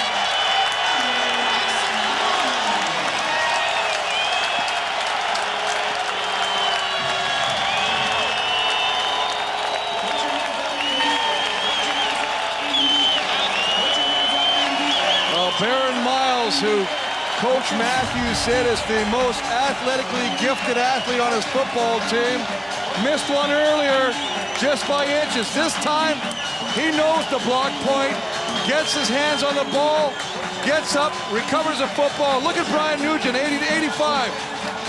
Going down there, providing the blocking, allowing Baron Miles to get in to the end zone. But it all starts with this, knowing the block point.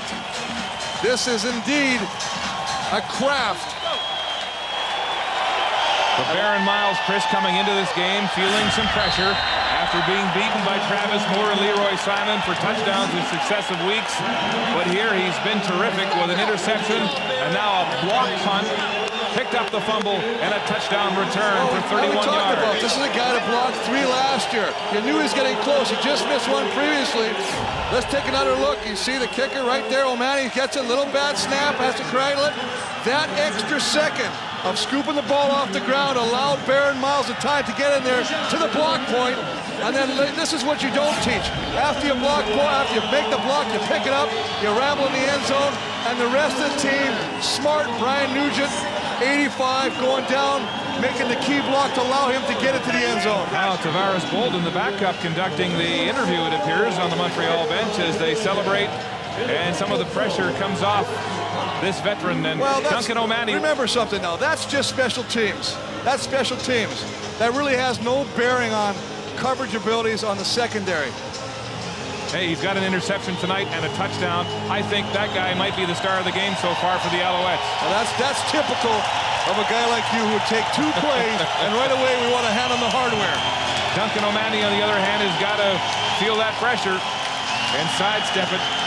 And don't forget, Baron Miles was involved in that botched up play at the end of the game last week. It happens because of the bad snap. Don't forget the roughing the kicker last week that allowed BC to win it 28-27. Here's McGarity with a lane on the outside, and he's hauled down by Patrick Dervelis as he crosses the 45. But far be it for me to correct you, Mark, but it was Omar Evans who took the roughing the kicker last, the contact in the kicker last week. Yeah, but who was also in there? Baron Miles. The 2 of them were in there. I'm going to give it to you, but I don't know your place. It's lively in the booth tonight. The officials huddle and figure out the latest infraction on the Wayne McGarity return. Kevin Federick leading that last drive for a field goal. This is what's happened so far in this football game. McGarity opening on the first series with a 43-yard touchdown reception from Marcus Crandall. Then Keith Stokes returning a botched field goal by Mark McLaughlin for an Alouette record 115 yards. Blair with another touchdown. Kellett has been good on 3 of 3 so far. And now Baron Miles establishing this 6-point lead on the block punt.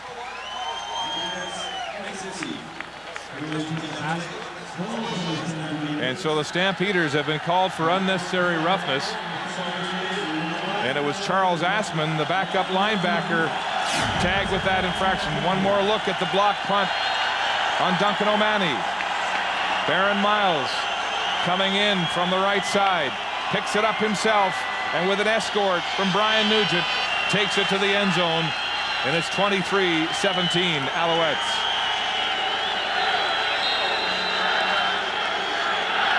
And a look at the rough play after the return. McGarity tossing the football, but it was Charles Assman who got the infraction, and now Calgary is backed up at its own 20. Federick with pressure. It's Mark Magna again. He's got him!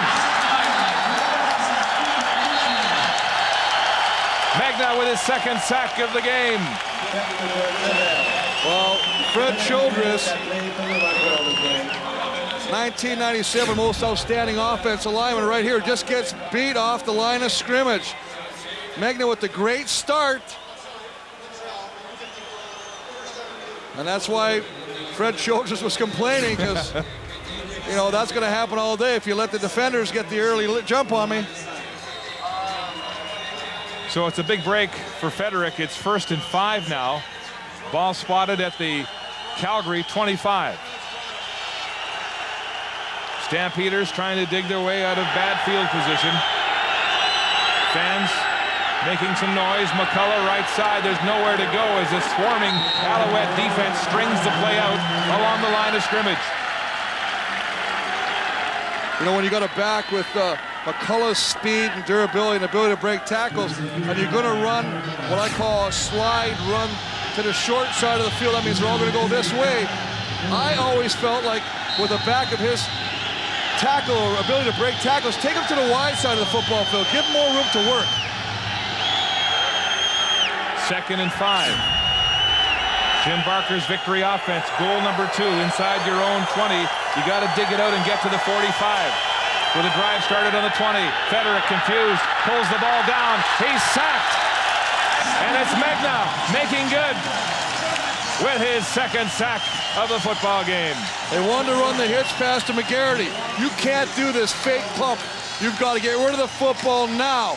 By the fact that him holding on to that football for that extra split second, that allows Mark Megna to come free right now. Now it looks like he's still got to slide out and at least get a bump on Megna. So 54, you got to take some of the blame on that play. But Federic, if you're going to throw the hitch to the outside, get the ball gone now. So this pressure defense with 3 quarterback sacks as Albert Connell goes to Federic with some advice and encouragement on the Calgary sideline. O'Mahony, he had the last one blocked and returned for a touchdown. He stands at his own 6 here. Here they come again! And O'Mahony just gets it away, bouncing at midfield. Stokes reverses his field, goes back 10 yards, and he's caught, but flags are down, and it looks like the Stampeders will be called for no yards. A 37-yard punt and an 11-yard loss on the return. Well, that was a close call. Well, I'll tell you what, here's the center. Now, that's Michel Dupuis. He's got to block this guy better. And this is Wes Lysak. You got to go up there and pick up the blitzing linebacker right now. Now, as we run this play, Dupuis snaps, but he's too slow. Look at that. That guy beats him to his shoulder, and the up back. You know what? You're not hooked or connected to the punter. O'Mahony, get up there, Lysak. You made a great hit in the secondary, but I tell you what, you might have to start shaking in special teams meetings. A short punt and the no yards penalty, and the Alouettes with great field position. Completion now. Jermaine Copeland breaking a tackle, and he'll have a 1st down. But this might be coming back. The gain is 14, flag down. Slide protection again. DeVille just going to set up behind the tackle, a little out pattern, throws the ball to Copeland. Nice little move. Offside. Freezes Sanchez. Montreal number 3. 1st down, repeat it. But all for naught as Gerard on the opposite side of the football field is offside.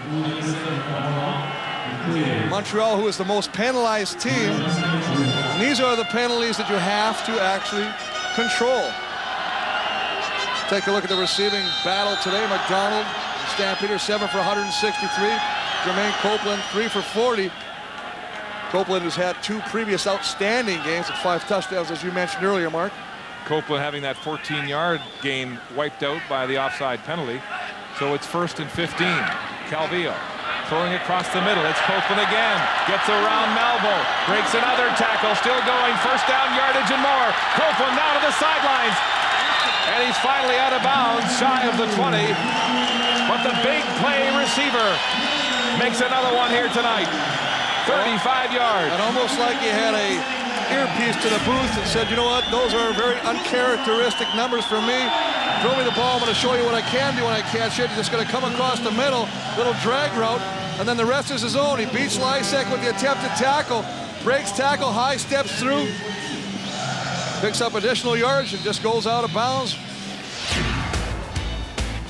Copeland in the Thomas Haskins position, they call it, the 5th receiver. The big man with some good moves as he's turned Davis Sanchez on his ear, then Kelly Malvo. Now a trip on the play action. Flags are down. Scrambling is Calvillo, throwing out of bounds at the far sideline. Calvillo was the nearest receiver on the play. Anthony Pryor with the coverage. Well, Calvillo just gets his feet all tangled underneath him as he tries to drop back into a pass pro. Gets tripped up by the turf. And they're talking to Joe Fleming. This one will be going against the Alouettes. And the indication is another offside penalty, Chris. And these are the ones that are unforgivable. You start to get some momentum as an offense. You start moving the football. Offside. Montreal, number 86, decline. And again, it's a receiver, the usually reliable Ben Cahoon this time, who takes a turn jumping offside. Sometimes these receivers, though, trying to get that jump, well, that's are exactly well what they're across trying the to line do. of scrimmage. They're trying to time up their run. They're running from the backfield so they get some speed by the time they hit the defender. It's the old Ray Elgard technique. It used to have to be a yard off the line. They changed that rule, and here we go. Calvillo passing to the end zone, looking for Cahoon. He's got it at the 5. So Ben Cahoon makes up for the offside with a big catch and a first down. Cahoon just working against Kelly Melville, going down the hash marks, breaking it off to the sideline. Ball thrown where only he can go up and get the ball. Nice job of concentration, of watching that football right into his hands and securing the catch. Chris, the coverage couldn't be much closer. Melville right there with the ball on the numbers. And it's 1st and goal, Alouettes at the 5-yard line of Calgary. Calvillo with Stokes in the backfield, goes to the end zone. And it was intended for Kwame Cavill, but behind him, I think he just looked up and the ball was going by. Well, Kwame Cavill didn't anticipate the ball coming to him that quickly, and actually what happened on that is the defender did a good job of bumping him. This is a timing route.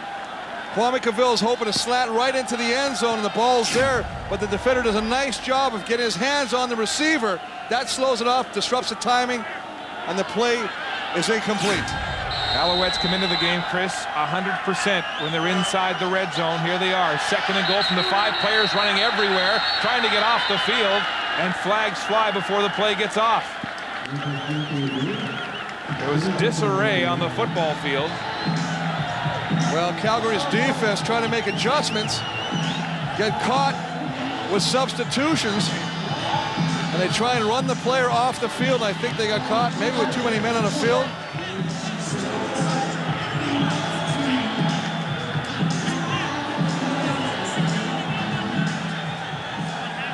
Here's the Half call. the distance, but 2nd down. Ken Lazarus. Offside. Calgary, number 39. Still 2nd down. The Alouettes hit 15 times inside the red zone and scored 10 touchdowns and 5 field goals. They'll move it. Halfway to the goal line, it's on the 2.5, 2nd down and goal. With 3 minutes to go in the 3rd quarter. Bruno Heppel is in the game. Wide out. Rolling now. Calvillo passes. It's caught by Stokes. He drops it on the goal line. It's incomplete. Well, Keith Stokes is just going to go right at the defender and break it off to the sideline. This time working against Jason Bray. Short pattern, uses his speed to try and get open. Cavill throws him the football. Initially makes the catch, has to reach behind to make that grab. Tough catch to make by Keith Stokes, almost comes up with it. Take a look at the protection. Big guys up front. Leo Ford trying to push his defender to the outside. Ball slightly behind Stokes, and so it'll be a field goal attempt from the 10. Cahoon with the pin. Kellett hits it right through the uprights. Matt Kellett 4 for 4. And on another streak for the Alouettes as they extend their lead to 9, 26-17. And again, the World Aquatics Championships tomorrow on CBC at 4 Eastern, 1 Pacific, coming from Barcelona. And tomorrow, look for Alex Despatie to go for gold on the 10-meter platform where he won the silver at the 2001 World Championships in Japan. 4 Eastern tomorrow. Keith Stokes so close, bobbling the ball on the goal line, and the Alouettes settling for a field goal and extending their lead here tonight. Stokes, of course, with 3 punt return touchdowns a year ago, then made more of a presence in the Montreal offense, and that's when his kick return production dropped. This, and you know, Mark, you brought up the point, Dante Green. Why was he taken out? And not so much for the fact that both him and Keith Stokes can both return punts. It's the fact that Stokes is a good receiver. They've developed him into a receiver coming out of the backfield or lining up in a slot back position. That's the edge. Here's McGarity now at his 18-yard line. right up the middle, looking for the wedge. There's a big hole, and he's tripped up. Oh, a shoestring tackle at the 40-yard line. And it was Philippe Girard who brought the fleet returner down. Kevin Federick, though, with some decent numbers, 6 of 9, but 6 of the last 7 passes have been complete. But his problem has been avoiding the pressure. And the Alouettes have tried to smother him. They've come in his face. 3 sacks in this football game. Mark Megna has been there as soon as he's had a chance to look downfield. And that has been the difference between Federick and Marcus Crandall, who was able to beat the blitz with deep passes and hitch passes in the opening half. But Crandall, of course, gone with a hamstring. Good play action, Sally Rand, bootleg. The ball's complete to Don Blair. Blair puts his head down, and he'll have first down yardage across center field. Don Blair, who becomes a safety valve, last resort receiver, if you would. Federick just can't find anything downfield, and he's just got to scramble and goes to a safety valve, throws it to the outside. Donnie Blair, nice job of lowering the boom on Baron Miles and picking up additional yardage. Don Blair out of the University of Calgary, back in his hometown. One of 71 Calgary high school students to play for the Calgary Stampeders. There's a short pass to Darnell McDonald, nearly intercepted by Omar Evans, but it's complete. The gain will be about 5 yards. A great break on the ball by Omar Evans. He said, you know what, I've seen this play before. Plays off the receiver and then breaks on the football and almost comes up with the interception. It's exactly what you want to do, and I almost wonder sometimes, Mark, if Omar Evans is now just trying to bait the throw by the quarterback. Well, it's been quite a battle all night, and for sure Darnell McDonald has been winning this matchup against Omar Evans, coming to Montreal from Saskatchewan in the offseason. Here's Federick, and the pressure again, and down he goes. Adrian Archie, the rookie out of Richmond, with his 2nd sack of the CFL season. Well, Adrian Archie, who Don Matthews has given the moniker, I don't think it's justified yet, that he's as quick or quicker than James Quick Parker. I think that's pretty a tall order right now. Got to earn your stripes in this league. But again, it's just a question of bringing too many guys. They can't pick up Adrian Archie. He's free off the corner. Bam, hits the quarterback, ball falls loose. That's the 4th Montreal sack tonight of Kevin Federick as they continue to swarm the number 2 Calgary quarterback before he can get his read. Here's O'Mahony, and more pressure up the middle. He gets his punt away. Stokes at his own 15 breaks a tackle and is finally brought down by Michel Dupuis, the long snapper, at the 25-yard line. A 39-yard punt and a 5-yard return. Chris, there was a quote from the Calgary Sun of Jim Barker posted on one of the Montreal meeting rooms this week, and it said this: "We feel like we're going to compete very, very well," Barker said. "We feel like all we have to do is finish our drives, and this game's not going to be close." When he was told that that was posted on the Montreal meeting room and highlighted, he said, well, what are the Alouettes going to do? Play harder? That's what Don Matthews would say, he said. Well, I think I like about Jim Barker. He says, I've learned some things from Coach Matthews. One is you got to live on the edge. You got to stay aggressive. That's exactly what he's trying to do. But in the first half, the Stampeders were able to finish their drives. And the story in the second half is they haven't. That one nearly picked off. Antoine Young going up high and knocking it down and nearly getting his meat hooks around that. Wilson. Well, just trying to run a hitch pass again to Kwame Cavill on the outside. Sends the receivers over to short field as he throws it. Uzumo Okeke, the left tackle, number 53. Got to get a better shot on Antoine Young. He can't release him that fast. That allows Antoine Young to go up and knock that ball down. And as you say, Mark, almost come up with an interception. So it's 2nd down and 10 as the Alouettes avert disaster. Here comes the blitz. Calvillo throwing deep down the sidelines, and it's too far. Intended for Kwame Cavill. He's complaining because it looked like he was held. His jersey was tugged, but he'll not get the call.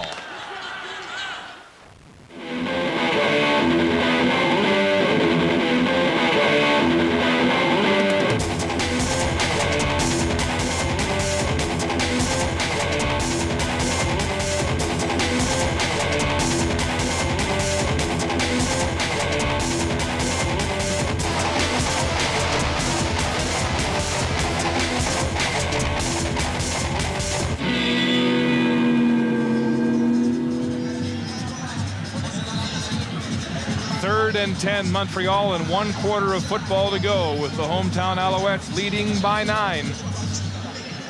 And turning this game around in the second half, terrorizing Kevin Federick of the Stampeders. Well, I think the big turnover, obviously, the one that got Montreal on top was the Baron Miles block punt that returned for the touchdown. That gave him some life. Federick 8 of 11, 113 yards in that third quarter. Really doing a nice job of keeping the Montreal defense off balance. Are you willing to admit that Baron Miles might, in fact, be a star in this football game? Is that what you're saying? I'm not admitting anything until the end of the game.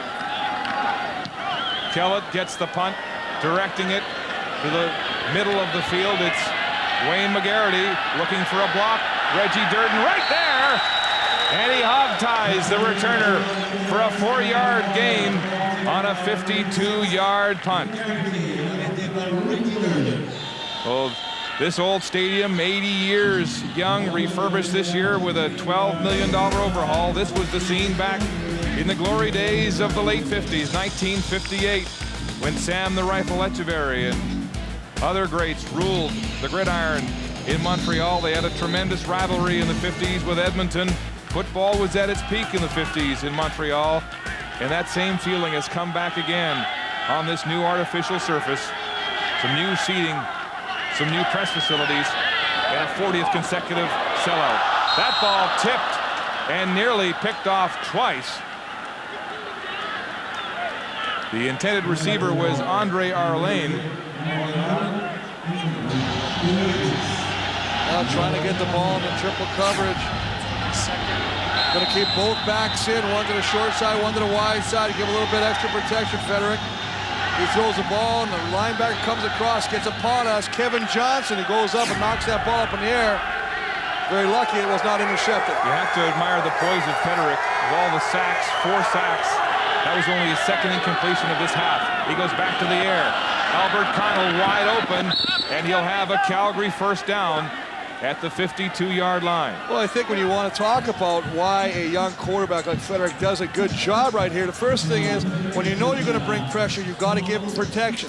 So what you have to do is you don't do anything fancy. You bring everybody else in. You keep your backs in, one short side, one weak side, get some extra protection. That's all it is about. Don't let them, be left to the wolves. First down, Stampeders, just across their own 52. Albert Connell, the ex-NFLer, with a big catch there and a first down. Here's Federick again across the middle. That hit an official and deflected past Wayne McGarity. Checking the hands on the official, and I got to tell you right now, he better get on the jugs machine or the receiving machine the receivers use, because that was terrible reaction by that referee. Bill Higgins, the umpire, in the middle, right there. Boom. Gets down and tries to get out of the way. Pass intended for McGarity.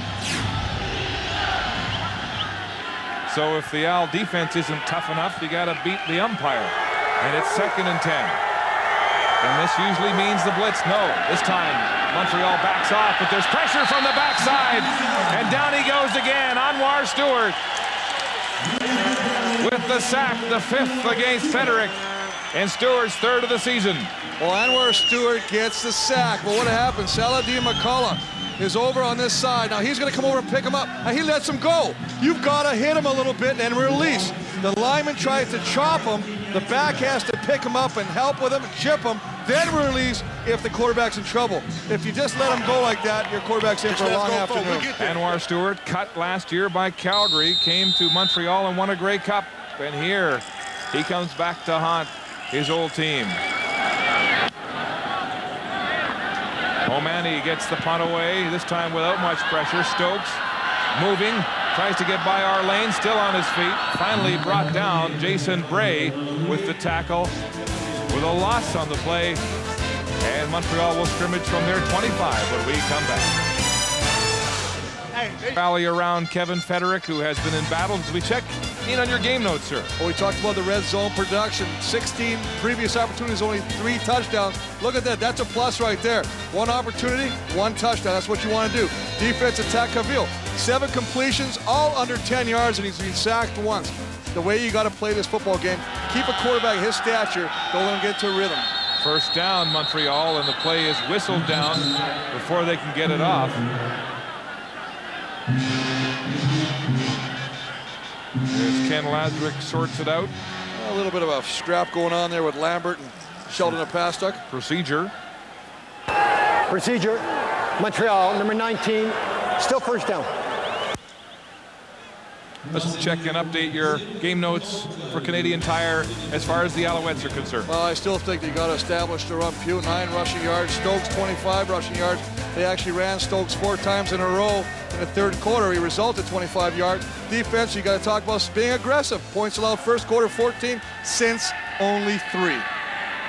Special teams have been huge for the Alouettes in this football game. Calvillo, play action, standing in the pocket, loading up and going deep downfield for Copeland. He's up for it, and he's got it!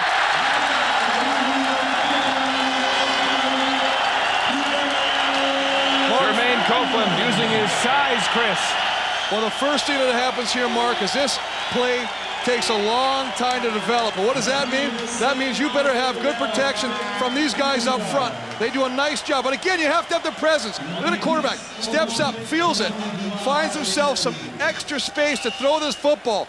Puts it on the gun, up in the air. And again, another example of Copeland knowing how to shield his body from the defender where only he can make the catch.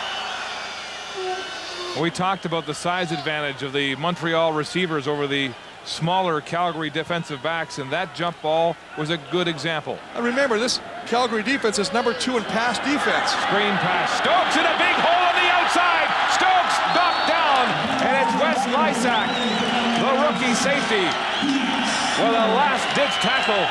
Or Stokes was headed to the end zone for the second time tonight. You hit it on the head with that one. Lysak with the touchdown-saving tackle. Just going to sit there, sift through the line. Little screen pass. That's what I like to see. Get in a guy with like Stokes has, and then let him use it. Remember, he's a kickoff return specialist. He knows what to do on the open field, but Wes Lysak comes over and takes him down at the ankles, preventing a touchdown. That's Stokes' first reception of the game. The Alouettes with 69 yards on 2 passing plays. Handoff up the middle. Keith Stokes won't go in the middle. He'll go outside now. Trapped down from behind. It was Aries Monroe, but there's a flag on the play. Well, late flag, Mark, and you almost wonder how it was. Because every time it's right after the guy has made the tackle, it's usually going to be a face mask play. And you can see right now Stokes grabbing his head. Maybe got a finger in the eye. But again, the ability of Stokes to make something out of nothing. It's all plugged up in the middle. Athletic ability, no problem. Get to the outside, and you can see right there. Oh, he turned the left hand. He turned the helmet around backwards. Oh. That's how you get double vision.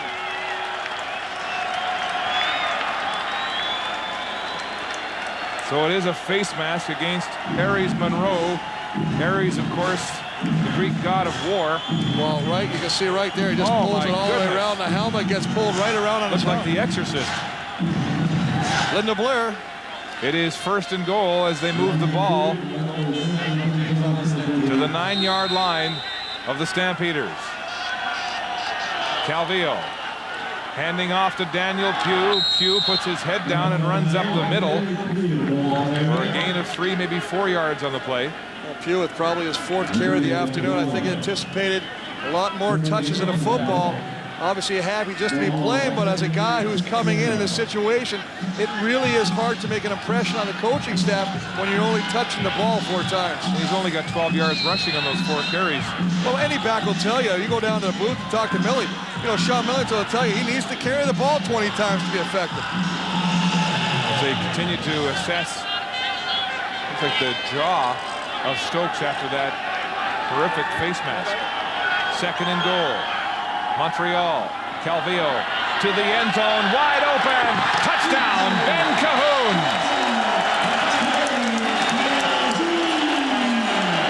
Cahoon with his 2nd TD of the season. If you want to make a statement, you go after the top defender in the secondary. They go after Davis Sanchez. Ben Cahoon runs a little pattern, little out pattern, turns Sanchez completely around, gets some separation, and on the right side of your screen, just going to sit back, runs a little out pattern on Sanchez, turns him around, finds the opening, gets some separation. You can see in that replay, all you see is Sanchez in a trail position, trying to catch up, no hope. So the veteran beats the hot shot corner back from the NFL. And with the point after from Matt Kellen, the Montreal Alouettes have taken firm hold of this football game with a 33-17 lead at home.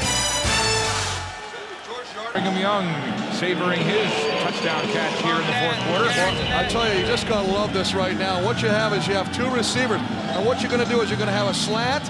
He's gonna come inside, and he's gonna run outside a wheel route and up. And that's where he gets the separation from Sanchez and beats him severely. Back to live action. Laterio Rachal twisting and turning. Finally driven down, and he pays a price as he stopped shy of the 35. Let's go back to that draw.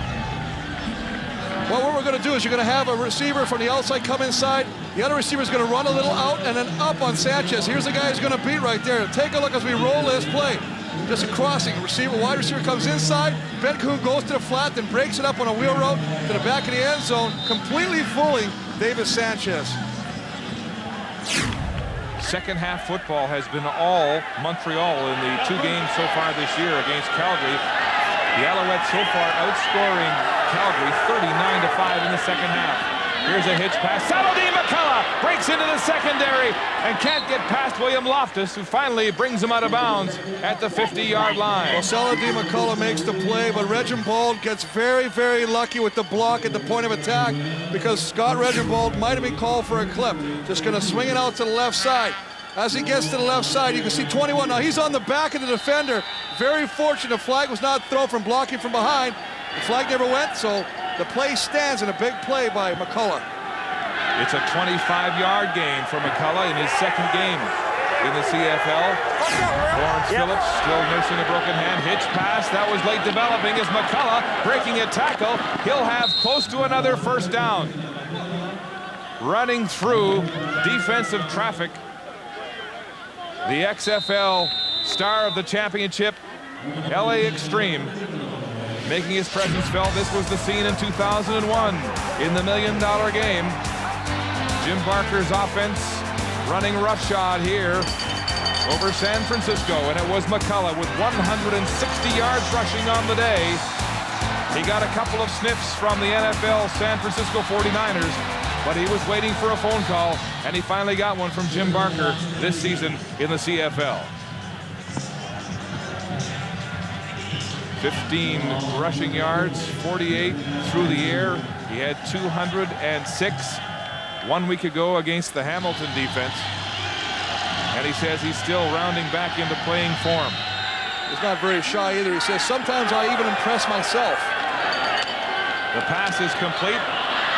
It's McDonald turning that one into another Calgary first down. So Federic, again, refusing to wilt under the Montreal pressure.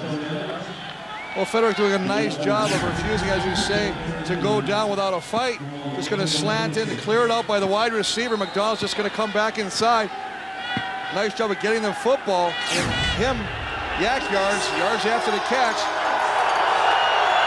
And with that catch, McDonald now has 184 yards receiving. That's the largest by any receiver this year in the CFL. Pressure, the ball's away and complete.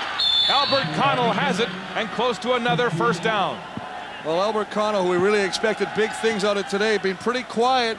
He's had some great blocks on the screen passes, the hitch passes to Spring McGarity, but here he wants to touch the football. Nice concentration coming inside of Wayne Shaw, making the catch and picking up a first down deep in Montreal territory. And don't forget, Chris, 3 of Montreal's 4 games this year have been decided on the last play of the game.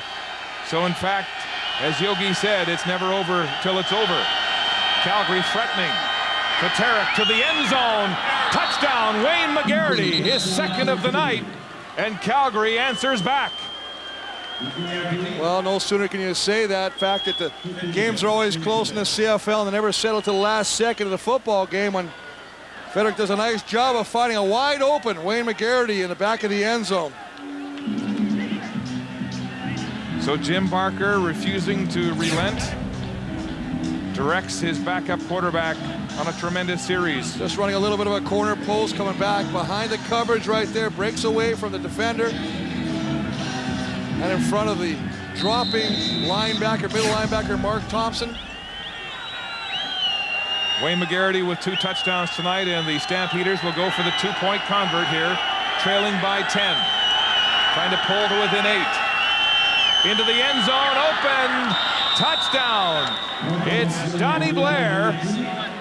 And so the Stampeders now have pulled to within 8 points. Another touchdown and a 2-point convert separates these 2 teams with 7:08 to go. Wayne McGarity has been a threat for Calgary tonight with 2 touchdowns. He now has 4 on the year. Well, he's just going to be, this is him right here. Now watch what happens as he runs down like this. He's wide open.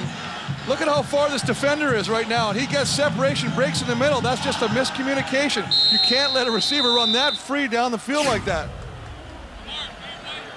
So his touchdown catch gives Calgary hope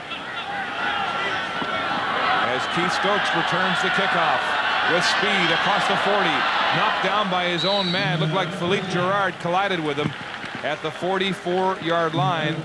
Rachal making contact for Calgary and a 26-yard kickoff return. Well, McGarity with the 15-yard reception, and obviously all day. Wide open. And he says it's all day. Well, that's right. If you're not going to hit that guy or try and play a little tighter coverage on him, he's going to hurt you. Of course, then Donnie Blair comes back and gets a 2-point conversion, beating William Loftus on the one-on-one coverage in the corner of the end zone. So Anthony Calvillo and the Alouettes, 1st and 10 from their 44. Hand off to Keith Stokes up the middle, but there's lots of traffic there for a short game. And this is another reason the running game is important, is because it uses the clock. When you throw the ball, it's quick. If you're not successful throwing the football, you're in a lot of 2-and-out situations where you give the ball back to the Calgary offense. That's not what you want to do right now. You want to start establishing your offense again. That means you've got to utilize both the run and the pass. 2nd down and 8. Montreal. 6 receiver set as Stokes moves out of the backfield. There's movement. Here comes the blitz. Calvillo is rocked. There's contact downfield as Copeland goes down. William Fields, the defender. Well, they're going to call offside on the defense on this play, so it is a free play, and Calvillo recognizes this, tries to get Copeland downfield, who trips over the coverage of William Fields, and it was a good no call.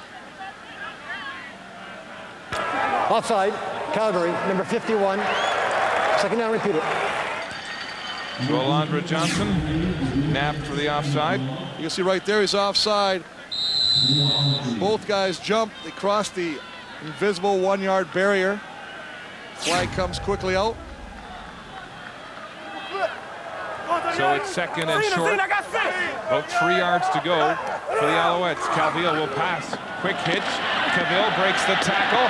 Still going down the sideline and finally loses his balance and leaves the field of play at the 45-yard line. If you're in a situation where you're going to get man coverage, much like Kwame Calvillo is going to get this time from Anthony Pryor, excuse me, you've got to make the tackle. Kelly Melville pushing him out of bounds, but one of the things that's happening with the big receiving crew of the Alouettes is they're really determined not to be brought down by the first tackler. 1st and 10. Alouettes. Ball at the 47-yard line. Calvillo to Bruno Heppel, the big bull fullback, and he steams his way to the 40-yard line on his first carry of the football game. Shy of the first down. While Bruno Heppel only has 7 carries coming into tonight's contest, is a big bruising fullback. Mike Sellers in Winnipeg. I think you got to utilize this guy a little more, especially in close games. Get him involved. He catches a lot of passes. They like to throw little outlet passes or bring him in as a short yardage blocker. But I think when you got a big guy like that, and he can get you 8 yards, you got to make him part of your offense. The injured Alouette is Paul Lambert, the free agent signing out of the Tiger Cats. One of 8 Francophones, Quebecers on this Montreal football team at the left guard position. And Luke Fritz is right coming there. in. Leg whip right there. That was Joel Fleming who rolled up on Lambert's knee and doesn't look good. As they're working on the knee, you can see there's some pain there. 61 Luke Fritz, who has been alternated into the lineup during the course of this season by Don Matthews for this very reason, will come in support as we take a look at some of the big play touchdowns today. The first drive for Calgary and a McGarity touchdown. Then a missed field goal by McLaughlin, and this man, Keith Stokes, rambles, turns, and ditches Calgary tacklers for 115 yards, breaking Winston October's Alouette record and a touchdown. Marcus Crandall, who is simply sharp, hits Donnie Blair for a touchdown in the first half. Then another special teams big play. Darren Miles blocks Duncan O'Mahony's punt, then picks it up and returns it for a touchdown. Calvillo goes after Sanchez and hits Ben Cahoon for a touchdown. Federick answers right back. It's McGarity with his second of the game, and that brings you up to date. 33-25. Alouettes in front with 5:17 to play. We're in another barn burner with, as you say, 5:17 left to play. Anything can happen right now. Right now, the concern on the Montreal sideline is the health and well-being of their starting left guard, Paul Lambert. He's walking pretty gingerly, getting helped off by Fillion and Belly. But as you say, Luke Fritz has some playing time.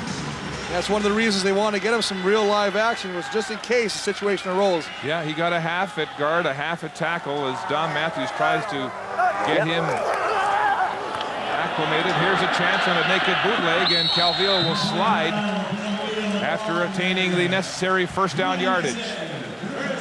Nice job of going misdirection. Just going to fake the play to the right, come back to the left. The defensive end gets caught with the flow of the pitch back. That allows Anthony Calvillo to get to the outside, to slide safe for the first down. Calvillo eating up valuable time off the clock and now marching inside Calgary territory.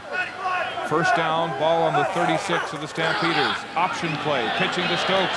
He's outside, but good contain as Fields comes in from the corner spot to make the tackle.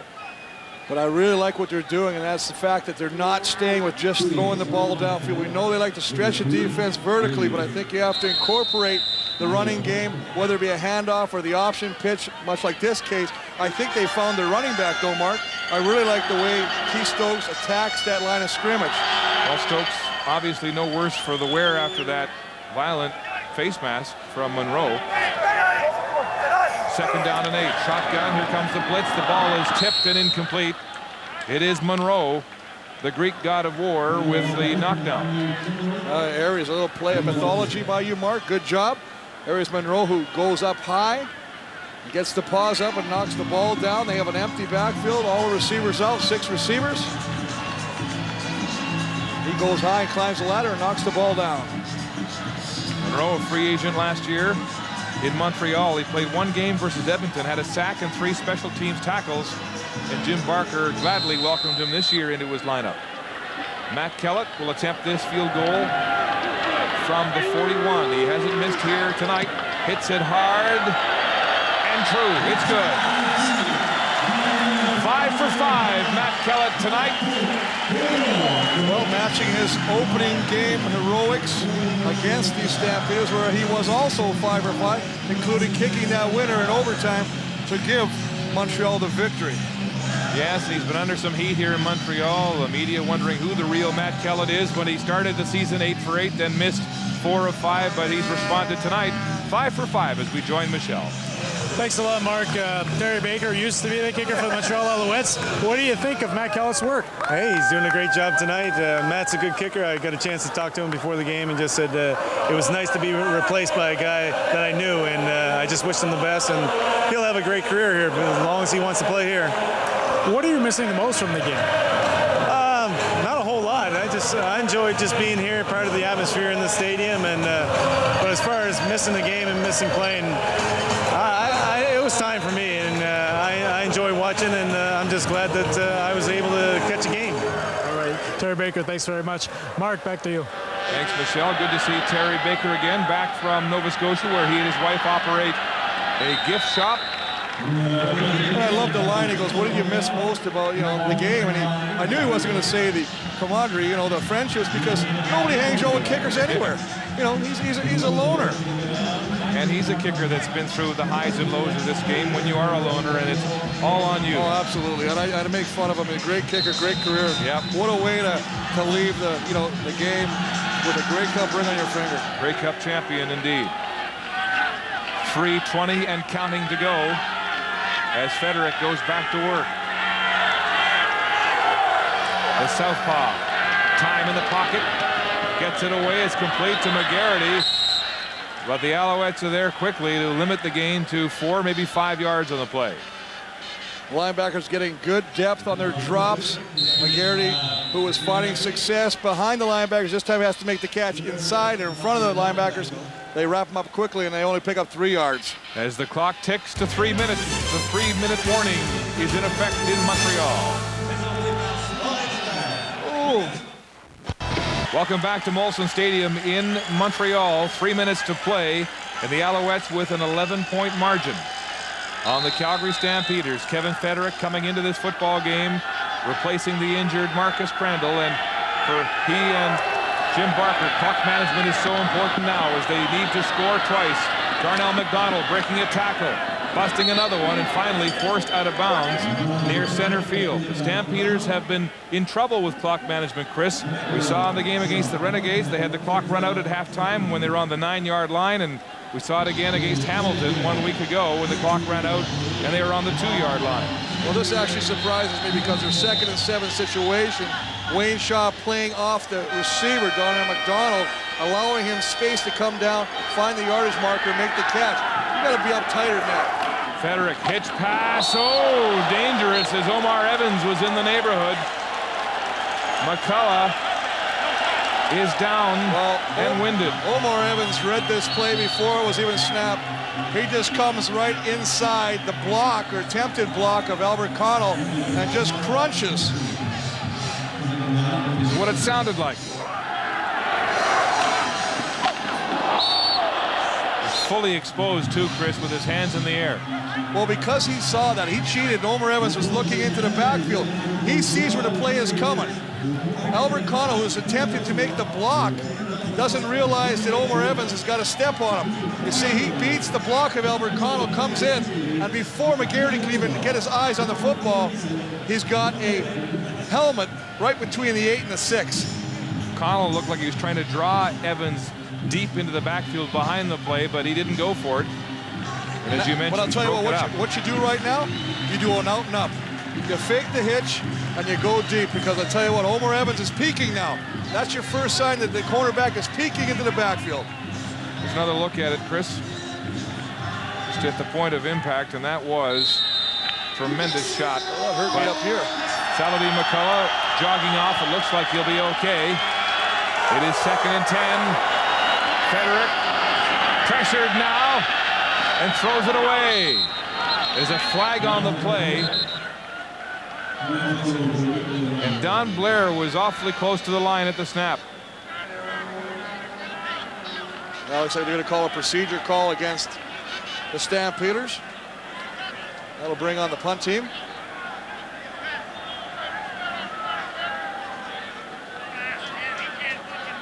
Check with Mark Megna, the captain. Baron Miles. Offside, Calgary, number 82, decline, 3rd down. Don Blair indeed offside, and that will scuttle that drive for Calgary with 2:35 to go in the football game. 3rd and 10. O'Mani to punt. Live. Stokes by himself. O'Mani angles it to the near sideline. It won't get there. Here's Stokes at the 17. Beats 3 men, cuts up the middle, goes to the sideline. The kicker, the only man back. Oh, and he's hauled down from behind. Andre Arlane with a burst of speed. A 39-yard punt and a 33-yard return. Andre Arlane was allowed to come back by the spin move of Keith Stokes, who does a nice job of cutting and weaving. And then when he makes the spin move on the kicker, on the punter, this allows, you can see right there, 88. There's an opportunity to come back and corral Keith Stokes before he can take it any further. Yeah, you're right. That spin move was just enough to allow our lane back into the play as O'Mahony was in trouble. So the Alouettes exchange tremendous field position. First down at their own 50. 2:21 to go in the fourth quarter. It's Stokes on the ground, looking for a hole. It's past the first line and is finally dragged down for a short gain on the play. Well, he'll pick up 3 yards on that, but again, it's a situation where you run the ball, you'll force the linebackers of the Stampeders to come up and make the play. Anytime you get them to come to the line of scrimmage, that allows you, if you're going to do a play-action pass where you fake the handoff, you'll get some room behind those linebackers now. Gain of 4, 2nd and 6 for the Montreal Alouettes. Up by 11. More movement on the line of scrimmage. Looked like Willie Fells. The ball intended and complete to Ben Cahoon. Just shy of the first down marker at the Calgary 50. Well, interesting again, Mark, a situation where 2 flags were thrown. One initially on the offside by Calgary, and then one further down in the secondary of the Stampeders. Sometimes that could be a pick or a rub by the offense or contact by the defense. Ken Lazarick, the referee, explaining the options to Anthony Calvillo. This is a situation where Calgary's really got to step up offside, Calgary, number 39. Second down repeated. I'm not sure what the other flag was for on the opposite side of the football field. Just right there, you can just see him jumping off, anticipating the count.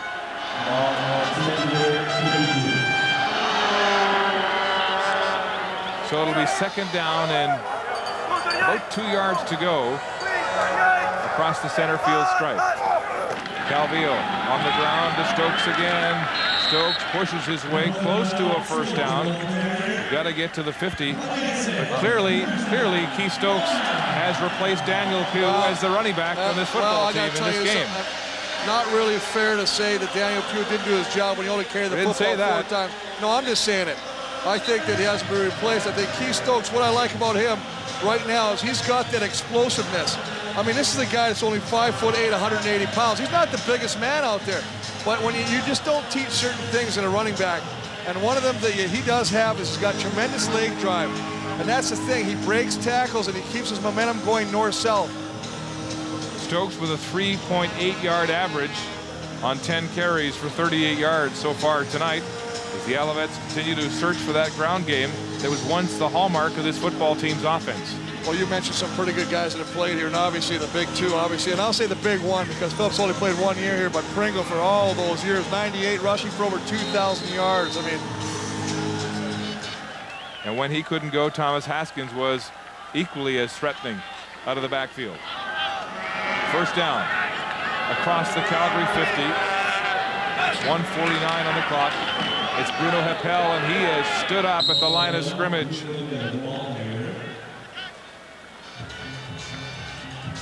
Gain of maybe 1 on the play. Remember to check out the CFL on CBC Online. If you have a question for your favorite CFL player, let us know. We'll ask them on your behalf and post the answer to your question on our website. Ask a player only at cbc.ca/CFL.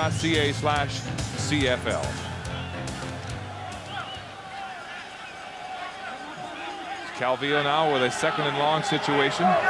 8 yards to go.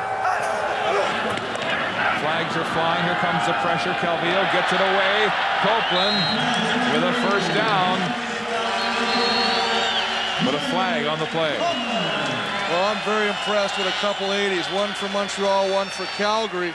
Copeland again making a case for just how outstanding of a football player as a receiver he is. Offside. Just catching everything. Calgary, number 11. And Jason Gray obviously jumping offside again. And that just shows you the experience of changing the snap count, of using your voice to try and draw the defense by the veteran Anthony Calvillo. Calvillo now wisely eating up time on the clock as it ticks, 1:10 and counting. Stampeders desperate, but down by 11. Calvillo keeping the ball on the ground. It's Stokes left side, and he bounces across the 35-yard line.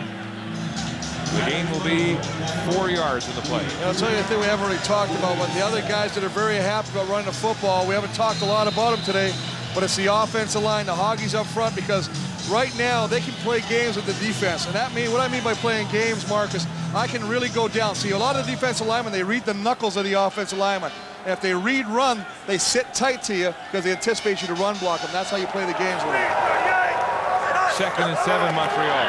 Again, a draw play, and it's Stokes being manhandled by Big Joe Fleming across the 35-yard line. 36 seconds to go in the football game as the Alouettes recover from that stunning last play loss 1 week ago against the BC Lions here in Montreal.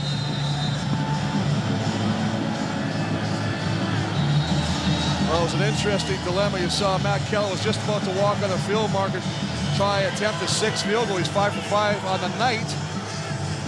And I guess they looked at the clock and decided with 24 seconds left.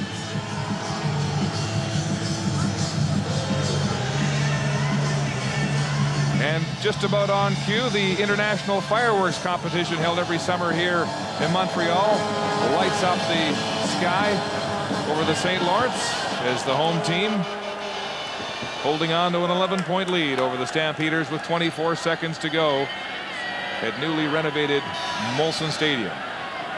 That's basically the fireworks that I threw off in my backyard when I heard you were coming back to the booth, Mark. There you go. I was excited. Thanks for the welcome, big man. A lot of love up here, I tell you. Le grand Oh, the French, I love it, the language of love. And of course, the Alouettes victorious today using the French football for the first time. Well, I like that. I think that's a great innovation. I mean, Quebec is the hotbed of football right now. It's a football for the first time that has all French markings on it. CFL says LCF. The commissioner, Tom Wright, is called the commissionaire, as the French fact and the tremendous appetite for football in this province is celebrated with French insignia. Appel up the gut, but he'll be short on that 3rd down situation. And there's the new insignia, LCF, Ligue Canadien Français. I think that's football. Really, I like that. I really do. I love the fact that you recognize. You did that very well, I might add. I love the fact that you recognize how important football is out here in Quebec and how much of a hotbed it is out here. The programs that are just flourishing. Qu'est-ce que tu penses, Monsieur Walby, de la ball, football? You know, you start speaking that language, I start sweating, I start getting all emotional up here. I don't know what it is. C'est bien. Just keep your distance, stay on your side of the booth. So the Owls turn it over on 3rd down. Frederick goes to the air. It's complete. It's Darnell McDonald who's having a tremendous night individually for the Stampeders. 9.5 seconds to go. Well, we talked about the number 80s. 80 for Calgary, Darnell McDonald, and 80 for Montreal, Jermaine Copeland, both having outstanding games today. Time running out on Frederick and the Stamps. Frederick, though, standing in the face of a withering blitz. 5 sacks tonight from Montreal. This time he'll run on his own as time runs out. It's Frederick with a straight arm, puts his head down, and he'll slide to a stop in front of Reggie Durden as the gun sounds. And the Alouettes prevail, 36-25. I have to say one last thing, Mark. I know that you were pumping Baron Miles for play of the game. I tell you what, how about McDonald, 207 yards receiving on a losing cause. Yeah, pretty outstanding. That's a warrior, I'll tell you what. And now the Stampeders will have to assess just how serious the injury is to Marcus Crandall. His 2 old cohorts, Jim Barker and Don Matthews, exchange pleasantries as we join Michelle on the sideline. Thanks, Marco, with the Keith Stokes. Keith, what was your goal going into this game? Well, I just want to come out and do the best I could, help the team as much as possible. Good things happened today. We came out with a victory.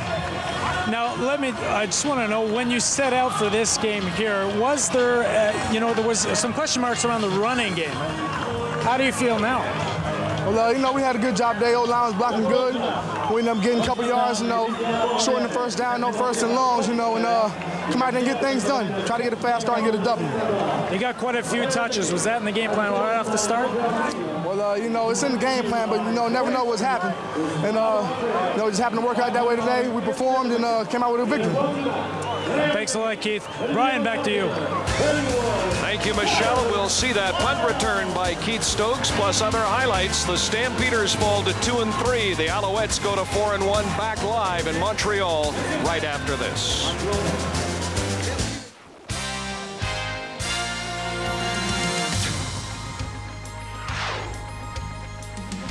The CFL on CBC. Brought to you by Rogers AT&T Wireless.